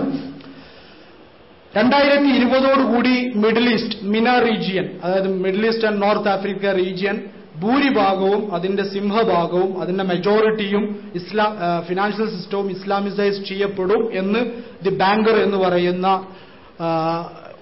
ലോകത്തെ തന്നെ ബാങ്കിങ്ങിലെ ഏറ്റവും വലിയ ഇൻഡസ്ട്രി മാഗസിനായിട്ടുള്ള ബാങ്കർ അതിന്റെ സർവേയിൽ പറയുന്നു. 2009 ഇറാനിയൻ ബാങ്കുകൾ ലോകത്തുള്ള മൊത്തം ഇസ്ലാമിക് ഫിനാൻഷ്യൽ അസറ്റ്സിന്റെ 40% ഇറാനിയൻ ബാങ്കുകളുടെ കൈവശമാണ് എന്ന് നമുക്ക് കാണുവാൻ സാധിക്കും. ലോകത്തെ ഏറ്റവും മുന്തിയ 10 ഇസ്ലാമിക് ബാങ്കുകളിൽ 6 എണ്ണവും സ്ഥിതി ചെയ്യുന്നത് ഇറാനിലാണ്. ഇറാനിലെ പ്രധാനപ്പെട്ട ബാങ്കുകളായ ബാങ്ക് മില്ലി ഇറാൻ, അതുപോലെ ബാങ്ക് മില്ലി ഇറാന്റെ കൈവശം $45.5 ബില്യൺ ആസ്തിയുണ്ട്. മൊത്തം $400 ബില്യൺ $45.5 ബില്യൺ ആസ്തിയും ബാങ്ക് മില്ലി ഇറാന്റെ കൈവശമാണ്. രണ്ടാമതായി സൗദിയിലെ ബാങ്ക് അൽ റാജി, ബാങ്ക് മില്ലത്ത്, അതുപോലെ തന്നെ ബാങ്ക് സിദ്റാത്ത് എന്നീ പറയുന്ന ബാങ്കുകളാണ് ലോകത്തെ ഏറ്റവും വലിയ ഇസ്ലാമിക് ബാങ്കുകൾ എന്ന് പറയുന്നത്. ഇനി ഈ പാശ്ചാത്യ രാജ്യങ്ങളുടെ കാര്യം, അതായത് ഇസ്ലാമിക രാഷ്ട്രങ്ങളിൽ നിന്നും നമ്മൾ പുറത്തു കടന്ന് പാശ്ചാത്യ രാജ്യങ്ങളിലേക്ക് പോവുകയാണെങ്കിൽ, സെക്യുലർ ഇക്കോണമീസിലേക്ക് വരികയാണെങ്കിൽ അവിടെയെല്ലാം തന്നെ വളരെ, അതായത് രണ്ടിനെയും കോ എക്സിസ്റ്റ് ചെയ്യാൻ സമ്മതിക്കുന്ന രീതിയിലുള്ള ഒരു പോളിസീസാണ് മൊത്തത്തിൽ ക്യാപിറ്റലിസ്റ്റ് രാജ്യങ്ങൾ കൈക്കൊണ്ടിരിക്കുന്നത്. ഇതിന് അവർക്ക് പ്രേരണയാകുന്നത് ഒരുപാട് കാലമായി മെയിൻ സ്ട്രീം ഇക്കോണമിയിലേക്ക് വരാതെ നിൽക്കുന്ന മുസ്ലിം മണി, ഓയിൽ മണി, അതുപോലെ മിഡിൽ ഈസ്റ്റിലെ പണം, അതുപോലെ റിച്ച് അറബ്സിന്റെ പണം, ഇത് കൂടുതൽ തങ്ങളുടെ ഇക്കോണമിയിലേക്ക് അട്രാക്ട് ചെയ്യാൻ ഇസ്ലാമിക് ബാങ്കിംഗ് അല്ലെങ്കിൽ ഇസ്ലാമിക് ഫിനാൻഷ്യൽ ഇൻസ്റ്റിറ്റ്യൂഷൻസ് സഹായിക്കും എന്നുള്ളതുകൊണ്ട് വളരെ ലിബറൽ ആയിട്ടുള്ള ഒരു പോളിസി, അതായത് ഇസ്ലാമിക് ബാങ്കുകളാണെങ്കിൽ അവർക്ക് അങ്ങനെ പ്രവർത്തിക്കാം, കൺവെൻഷണൽ ബാങ്കുകളാണെങ്കിൽ അവർക്ക് അങ്ങനെ പ്രവർത്തിക്കാം എന്നുള്ള ഒരു ലിബറൽ ആയിട്ടുള്ള ഒരു പോളിസിയാണ് ക്യാപിറ്റലിസ്റ്റ് കൺട്രികളൊക്കെ സ്വീകരിച്ചുകൊണ്ടിരിക്കുന്നത്. ഇതിൽ ബ്രിട്ടനിൽ കണക്കുകൾ കുറച്ച് പഴയതാണ്. എങ്കിലും ബ്രിട്ടനിൽ 25 ഇസ്ലാമിക് ബാങ്കുകൾ, ഇസ്ലാമിക് ഫിനാൻഷ്യൽ ഇൻസ്റ്റിറ്റ്യൂഷൻസ് ഉണ്ട്. US-ൽ 20 എണ്ണം, സ്വിറ്റ്സർലൻഡിൽ 5 എണ്ണം, ഫ്രാൻസിൽ 4 എണ്ണം, ലക്സംബർഗിൽ 4, അങ്ങനെ പോകുന്നു. യൂറോപ്യൻ കൺട്രീസിലും നോർത്ത് അമേരിക്കയിലേക്കുമൊക്കെ ഇത് വ്യാപിച്ചുകൊണ്ടിരിക്കുകയാണ്. ഈവൻ കാനഡയിലേക്ക് വരെ ഇസ്ലാമിക് ബാങ്കിംഗ് കടന്നു ചെന്നിരിക്കുന്നു. ഇസ്ലാമിക് ബാങ്കിംഗ് ഇതുവരെ ഉണ്ടായിരുന്നിട്ടില്ലാത്ത ഒരു മിഡിൽ ഈസ്റ്റ് രാജ്യമായിരുന്നു ഒമാൻ. ഒമാനിൽ കഴിഞ്ഞ ആഴ്ച പുതിയ ഇസ്ലാമിക് ബാങ്ക് അതിന്റെ ഇനീഷ്യൽ പബ്ലിക് ഓഫറിംഗ് നടത്തി. Bank Al is. ഇതോടുകൂടി മിഡിൽ ഈസ്റ്റിലെ അല്ലെങ്കിൽ ലോകത്തെ ഇസ്ലാമിക രാജ്യങ്ങളിലെ എല്ലാ രാജ്യങ്ങളിലും ഇസ്ലാമിക് ബാങ്കുകൾക്ക് പ്രാതിനിധ്യമായി എന്നുള്ളൊരു അവസ്ഥാവിശേഷം വന്നിരിക്കുന്നു. ഇനി ഇസ്ലാമിക് ഫിനാൻസിന്റെ ഒരു ബ്രേക്കപ്പ് നമ്മൾ പറയുകയാണെങ്കിൽ ഇസ്ലാമിക് ബാങ്കുകളുടെ കയ്യിൽ $750 ബില്യൺ ആസ്തിയാണുള്ളത്. മൊത്തം 292 banks are there. These are all just statistics. I will like to move on because we are approaching the closing time. ഇനി ഇന്ത്യയെ സംബന്ധിച്ച് പറയുകയാണെങ്കിൽ ഇന്ത്യയിലെ ഇസ്ലാമിക് ബാങ്കിങ്ങിൽ എന്തെങ്കിലും മുന്നേറ്റം ഉണ്ടായിട്ടുണ്ടെങ്കിൽ അതിനെ നമുക്ക് 3 സ്റ്റേജുകളായിട്ട് അല്ലെങ്കിൽ 3 ദശകളായിട്ട് നമുക്ക് വേർതിരിക്കുവാൻ സാധിക്കും. ഒന്നാമതായിട്ട് ഒരു അക്കാഡമിക് ഫേസ് ആയിരുന്നു ഉണ്ടായിരുന്നത്. 1930 മുതൽ 1924 ഇസ്ലാമിക് ബാങ്കിങ്ങിൽ അല്ലെങ്കിൽ ഇസ്ലാമിക് ഫിനാൻസുമായി ബന്ധപ്പെട്ട് ഒരു മുസ്ലിം പണ്ഡിതൻ ആദ്യമായിട്ട് ഒരു ആർട്ടിക്കിളോ പുസ്തകമോ എഴുതുന്നത്. Writing started during independence struggle, അതായത് ബ്രിട്ടീഷ് കൊളോണിയൽ റൂളിങ്ങിനെതിരായിട്ടുള്ള അതിന്റെ പ്രതിഷേധത്തിന്റെ, മുസ്ലിങ്ങളായിരുന്നു ബ്രിട്ടീഷുകാർക്കെതിരെ പോരാടിയിരുന്ന ജനവിഭാഗങ്ങളിൽ മുൻപന്തിയിലുണ്ടായിരുന്ന ഒരു വിഭാഗം. അത് സാമ്പത്തിക പഠനങ്ങളിലും അതിന്റെ അലയൊലികൾ കാണുവാൻ സാധിച്ചിട്ടുണ്ട്. ഈ ബ്രിട്ടീഷ് കൊളോണിയൽ ബാങ്കിങ്ങിനെതിരെ ഇസ്ലാമിക് ആയിട്ടുള്ള ഓൾട്ടർനേറ്റീവ് എങ്ങനെ വികസിപ്പിച്ചെടുക്കാം എന്നുള്ളത് അന്നു മുതൽ തന്നെ മുസ്ലിങ്ങൾക്കിടയിൽ ചർച്ചയായിരുന്നു. രണ്ടാമത്തെ ദശകത്തിൽ 1930 മുതൽ 1980 വരെ നോൺ പ്രോഫിറ്റ് മോഡൽ, അതായത് ലാഭത്തിനു വേണ്ടിയല്ലാതെ കമ്മ്യൂണിറ്റി ബേസ്ഡ് ആയിട്ടുള്ള സഹകരണ സ്ഥാപനങ്ങൾ വളർന്നു വന്ന ഒരു കാലഘട്ടമായിരുന്നു. 1980 മുതൽ 2000 വരെ for profit institution, corporate entries into Islamic financial sector, ഇത് സംഭവിച്ചത് ഈ കാലഘട്ടത്തിലാണ്. 2000 മുതൽ 2010 വരെയുള്ള കാലഘട്ടത്തിൽ ഇതിന് വളരെയധികം കൂടുതൽ ശക്തി പ്രാപിക്കുകയും ഇന്ത്യയിലെ ഏറ്റവും വലിയ ഇൻഡസ്ട്രിയലിസ്റ്റ് ഗ്രൂപ്പായിട്ടുള്ള റിലയൻസ് വരെ ഇസ്ലാമിക് ബാങ്കിംഗ് ലൈസൻസിന് വേണ്ടി റിസർവ് ബാങ്ക് ഓഫ് ഇന്ത്യയുടെ മുമ്പിൽ ലൈസൻസിന് വേണ്ടി ആപ്ലിക്കേഷൻ ഫയൽ ചെയ്ത് വെയിറ്റ് ചെയ്തിരിക്കുന്ന ഒരു അവസ്ഥയാണ് ഇന്നുള്ളത്. അതായത് RBI ഇസ്ലാമിക് ബാങ്കിങ്ങിന് വേണ്ടി ഇവിടെ ലൈസൻസ് അനുവദിക്കുകയാണെങ്കിൽ ആദ്യം ലൈസൻസ് കിട്ടുന്ന ഒരു ഗ്രൂപ്പ് റിലയൻസ് ആയിരിക്കും. ഈ രീതിയിലുള്ള ഒരു മാസ് അക്സെപ്റ്റൻസ് അല്ലെങ്കിൽ ഇതുകൊണ്ട് എന്തൊക്കെയോ സാധിക്കാൻ പലർക്കുമുണ്ട് എന്നുള്ളത് വളരെ വ്യക്തമാണ്. ആ ആളുകളുടെ ഉദ്ദേശങ്ങൾ വ്യത്യസ്തമായിരിക്കാം, അവർക്ക് അവരുടെ ഉദ്ദേശങ്ങൾ, നമുക്ക് നമ്മുടെ ഉദ്ദേശങ്ങൾ. പക്ഷേ വരുന്നത് ഇസ്ലാമിക് ബാങ്കിംഗ് ആണ് എന്നുണ്ടെങ്കിൽ അത് രാജ്യത്തിന് മൊത്തത്തിൽ ഗുണകരമായ അവസ്ഥയിലായിരിക്കും ഉണ്ടാവുക. ഇനി ഇന്ത്യൻ ഫിനാൻഷ്യൽ സിസ്റ്റത്തിൽ മൊത്തത്തിൽ ഉള്ള ഓപ്ഷൻസിനെ കൂടി കുറിച്ച് പറഞ്ഞുകൊണ്ട് ഞാൻ ഈ പ്രസന്റേഷൻ അവസാനിപ്പിക്കാൻ ഉദ്ദേശിക്കുകയാണ്. ബാങ്കിംഗ് സെക്ടർ, ഇൻഷുറൻസ് സെക്ടർ, അതുപോലെ തന്നെ ക്യാപിറ്റൽ മാർക്കറ്റ്സ്, ഇതാണ് ഇന്ത്യയെ സംബന്ധിച്ചിടത്തോളം ഉള്ള 3 പ്രധാനപ്പെട്ട ഫിനാൻഷ്യൽ ഏരിയാസ് ഓഫ് ഓപ്പറേഷൻ എന്ന് പറയുന്നത്. ഇതിൽ ബാങ്കിങ്ങിനെയും ഫോറിൻ എക്സ്ചേഞ്ചിനെയും നിയന്ത്രിക്കുന്നത് റിസർവ് ബാങ്ക് ഓഫ് ഇന്ത്യയാണ്. റിസർവ് ബാങ്ക് ഓഫ് ഇന്ത്യയാണ് അതിന്റെ റെഗുലേറ്റർ എന്ന് പറയുന്നത്. ക്യാപിറ്റൽ മാർക്കറ്റ്സിനെയും കളക്റ്റീവ് ഇൻവെസ്റ്റ്മെന്റ്സിനെയും വെഞ്ചർ ക്യാപിറ്റൽസിനെയും നിയന്ത്രിക്കുന്നത് സെബിയാണ്, securities exchange board of India. ഇൻഷുറൻസിനെയും, ജനറൽ ഇൻഷുറൻസിനെയും ലൈഫ് ഇൻഷുറൻസിനെയും നിയന്ത്രിക്കുന്നത് insurance regulatory development authority, IRDA. ഇതിൽ ബാങ്കുകളെ സംബന്ധിച്ചിടത്തോളം നമ്മൾ എവിടെ എത്തി നിൽക്കുന്നു എന്ന് ചോദിച്ചാൽ നിയമപരമായ പ്രശ്നങ്ങൾ നമ്മളുടെ മുമ്പിൽ വഴിമുടക്കി നിൽക്കുന്നു. അതായത് ഇന്ത്യയിലെ ബാങ്കിംഗ് ആക്ട് പാർലമെന്റിൽ ഒരു ബില്ലിലൂടെ മാറ്റി എഴുതാതെ, അമെന്റ് ചെയ്യാതെ ഇസ്ലാമിക് ബാങ്കുകൾ ഇവിടെ സ്ഥാപിക്കുവാൻ സാധ്യമല്ല.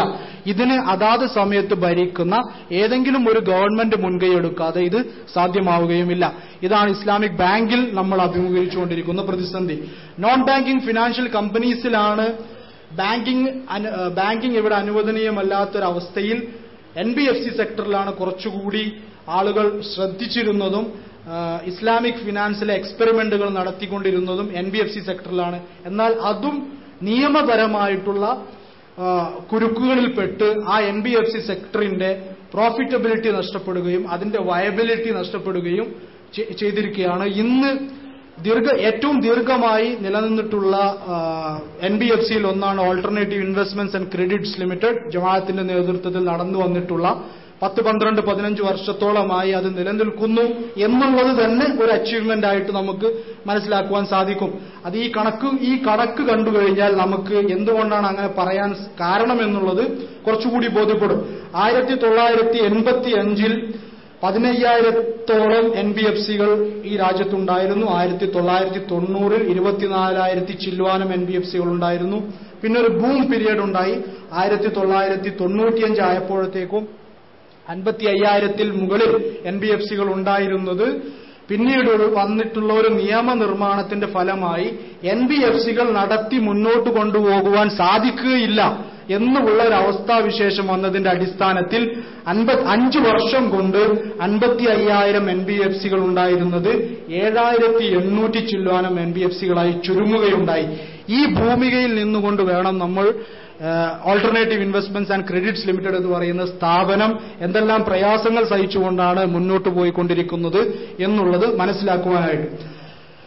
ഇനി ക്യാപിറ്റൽ മാർക്കറ്റ്സ് അല്ലെങ്കിൽ ഓഹരി വിപണി കൂടി ഉൾപ്പെടുന്ന ക്യാപിറ്റൽ മാർക്കറ്റ്സ് ആണ് ഇന്ത്യയിൽ ഏറ്റവും വയബിളും ഏറ്റവും കൂടുതൽ ഇസ്ലാമിക് ഫിനാൻസ് ഓപ്ഷൻസ് നൽകുന്നതുമായിട്ടുള്ള രംഗം അല്ലെങ്കിൽ ഏരിയ എന്ന് പറയുന്നത്. കാരണം ഇവിടെ നിയമനിർമ്മാണത്തിന്റെ ആവശ്യമില്ല. ശരിയ സ്ക്രീനിംഗ് 2005 മുതൽ സ്റ്റോക്കുകളുടെ കമ്പനികളുടെ ഓഹരികളുടെ ശരിയ സ്ക്രീനിംഗ് ഇന്ത്യയിൽ നിലനിൽക്കുന്നു. ഇതിൽ ഹാർവാർഡ് ബിസിനസ് സ്കൂൾ നടത്തിയിട്ടുള്ള ഒരു പഠനത്തിന്റെ അടിസ്ഥാനത്തിൽ ലോകത്ത് ഏറ്റവും കൂടുതൽ ശരിയ കംപ്ലയന്റ് ആയിട്ടുള്ള ഓഹരികൾ നിലനിൽക്കുന്ന വിപണി ഇന്ത്യയാണ്. ഏതൊരു മിഡിൽ ഈസ്റ്റ് രാജ്യത്തെക്കാളും USA-യെക്കാളും UK-യെക്കാളും എല്ലാം ലോകത്ത് ഏറ്റവും കൂടുതൽ ശരിയ കംപ്ലയന്റ് ആയിട്ടുള്ള, അതായത് ലോകാടിസ്ഥാനത്തിൽ തന്നെ യൂണിഫോം ആയിട്ട് അപ്ലൈ ചെയ്യുന്ന ശരിയ സ്ക്രീനിങ്ങിന്റെ അടിസ്ഥാനത്തിൽ നമ്മൾ സ്ക്രീൻ ചെയ്തെടുക്കുമ്പോൾ ലോകത്തെ ഏറ്റവും കൂടുതൽ ശരിയ കംപ്ലയന്റ് ആയിട്ടുള്ള സ്റ്റോക്കുകൾ നിലനിൽക്കുന്ന വിപണി എന്ന് പറയുന്നത് ഇന്ത്യൻ ക്യാപിറ്റൽ മാർക്കറ്റാണ്. അതുകൊണ്ട് തന്നെ കൂടുതൽ സ്ഥാപനങ്ങൾ ഉണ്ടായി വരുന്നതും കൂടുതൽ ഫണ്ടുകൾ ഉണ്ടായി വരുന്നതും ഏറ്റവും കൂടുതൽ ആക്ടിവിറ്റി നിലനിൽക്കുന്നതുമായിട്ടുള്ള ഇസ്ലാമിക് ഫിനാൻസിന്റെ രംഗം ഇന്ത്യയെ സംബന്ധിച്ചിടത്തോളം ക്യാപിറ്റൽ മാർക്കറ്റ്സ് ആയിരിക്കുകയാണ്. ഇൻഷുറൻസിലും നമ്മൾക്ക് ഒരുപാട് നിയമപരമായിട്ടുള്ള പ്രശ്നങ്ങൾ നേരിടേണ്ടതുണ്ട്. ഇനി ഇന്ത്യയെ സംബന്ധിച്ചിടത്തോളം ഒരുപാട് പഠനങ്ങൾ, അതായത് ഒരുപാട് കമ്മിറ്റികൾ ഇസ്ലാമിക് ഫിനാൻസിന് വേണ്ടി വാദിക്കുകയും ഒരുപാട് ആക്ടിവിറ്റി ഈ രംഗത്ത് നടക്കുകയും ചെയ്തിട്ടുണ്ട്. 2005 in 2005 establishment of the Anand Sinha committee RBI for studying Islamic financial products. 2008 Raghuram Rajan committee recommends Islamic banking for financial institutions of Muslims in India. In 2008 again ന്യൂനപക്ഷ കമ്മീഷൻ അതിന്റെ കീഴിലുള്ള നാഷണൽ മൈനോറിറ്റി ഡെവലപ്മെന്റ് ഫിനാൻസ് കോർപ്പറേഷനെ ശരിയ അടിസ്ഥാനത്തിൽ മാറ്റി പണിയുന്നതിന് വേണ്ടി ഗവൺമെന്റിലേക്ക് റിക്വസ്റ്റ് സമർപ്പിച്ചു 2008. 2009 സെബി പെർമിറ്റിംഗ് ഇന്ത്യസ് ഫസ്റ്റ് ശരിയ കംപ്ലയന്റ് മ്യൂച്വൽ ഫണ്ട്. ഇന്ത്യയിലെ ആദ്യത്തെ ശരിയ കംപ്ലയന്റ് മ്യൂച്വൽ ഫണ്ടിന് സെബി അംഗീകാരം കൊടുത്തു. 2009 ഇന്ത്യയിലെ ആദ്യത്തെ ശരിയ കംപ്ലയന്റ് വെഞ്ചർ ക്യാപിറ്റലിന് സെബി അംഗീകാരം കൊടുത്തു. 2009 GIC ജനറൽ ഇൻഷുറൻസ് കമ്പനി, ഒരു ഗവൺമെന്റ് കമ്പനിയാണ്. GIC re insurance company, Government of India owned company, appoints Tazis for Sharia advisory services. State Government of Kerala appoints Ernst & Young as consult to recommend appropriate structure for starting an Islamic finance business in the state in 2009. So that is the status quo. I will close by quoting a paragraph from the Raghuram Rajan Committee report, which was issued in 2005. While interest-free banking is provided in a limited manner through NBFCs and cooperatives, the committee recommends that measure be taken to permit the delivery of interest-free finance on a larger scale, including through the banking system. This is in consonance with the objectives of inclusion and growth through innovation.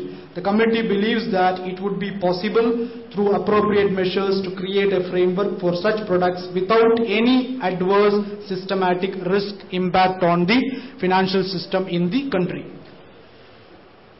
ഇതോടുകൂടി ഈ presentation ഞാൻ അവസാനിപ്പിക്കുകയാണ്. വാഖിർ ദഅവാന അൽഹംദുലില്ലാഹി റബ്ബിൽ ആലമീൻ. അസ്സലാമു അലൈക്കും.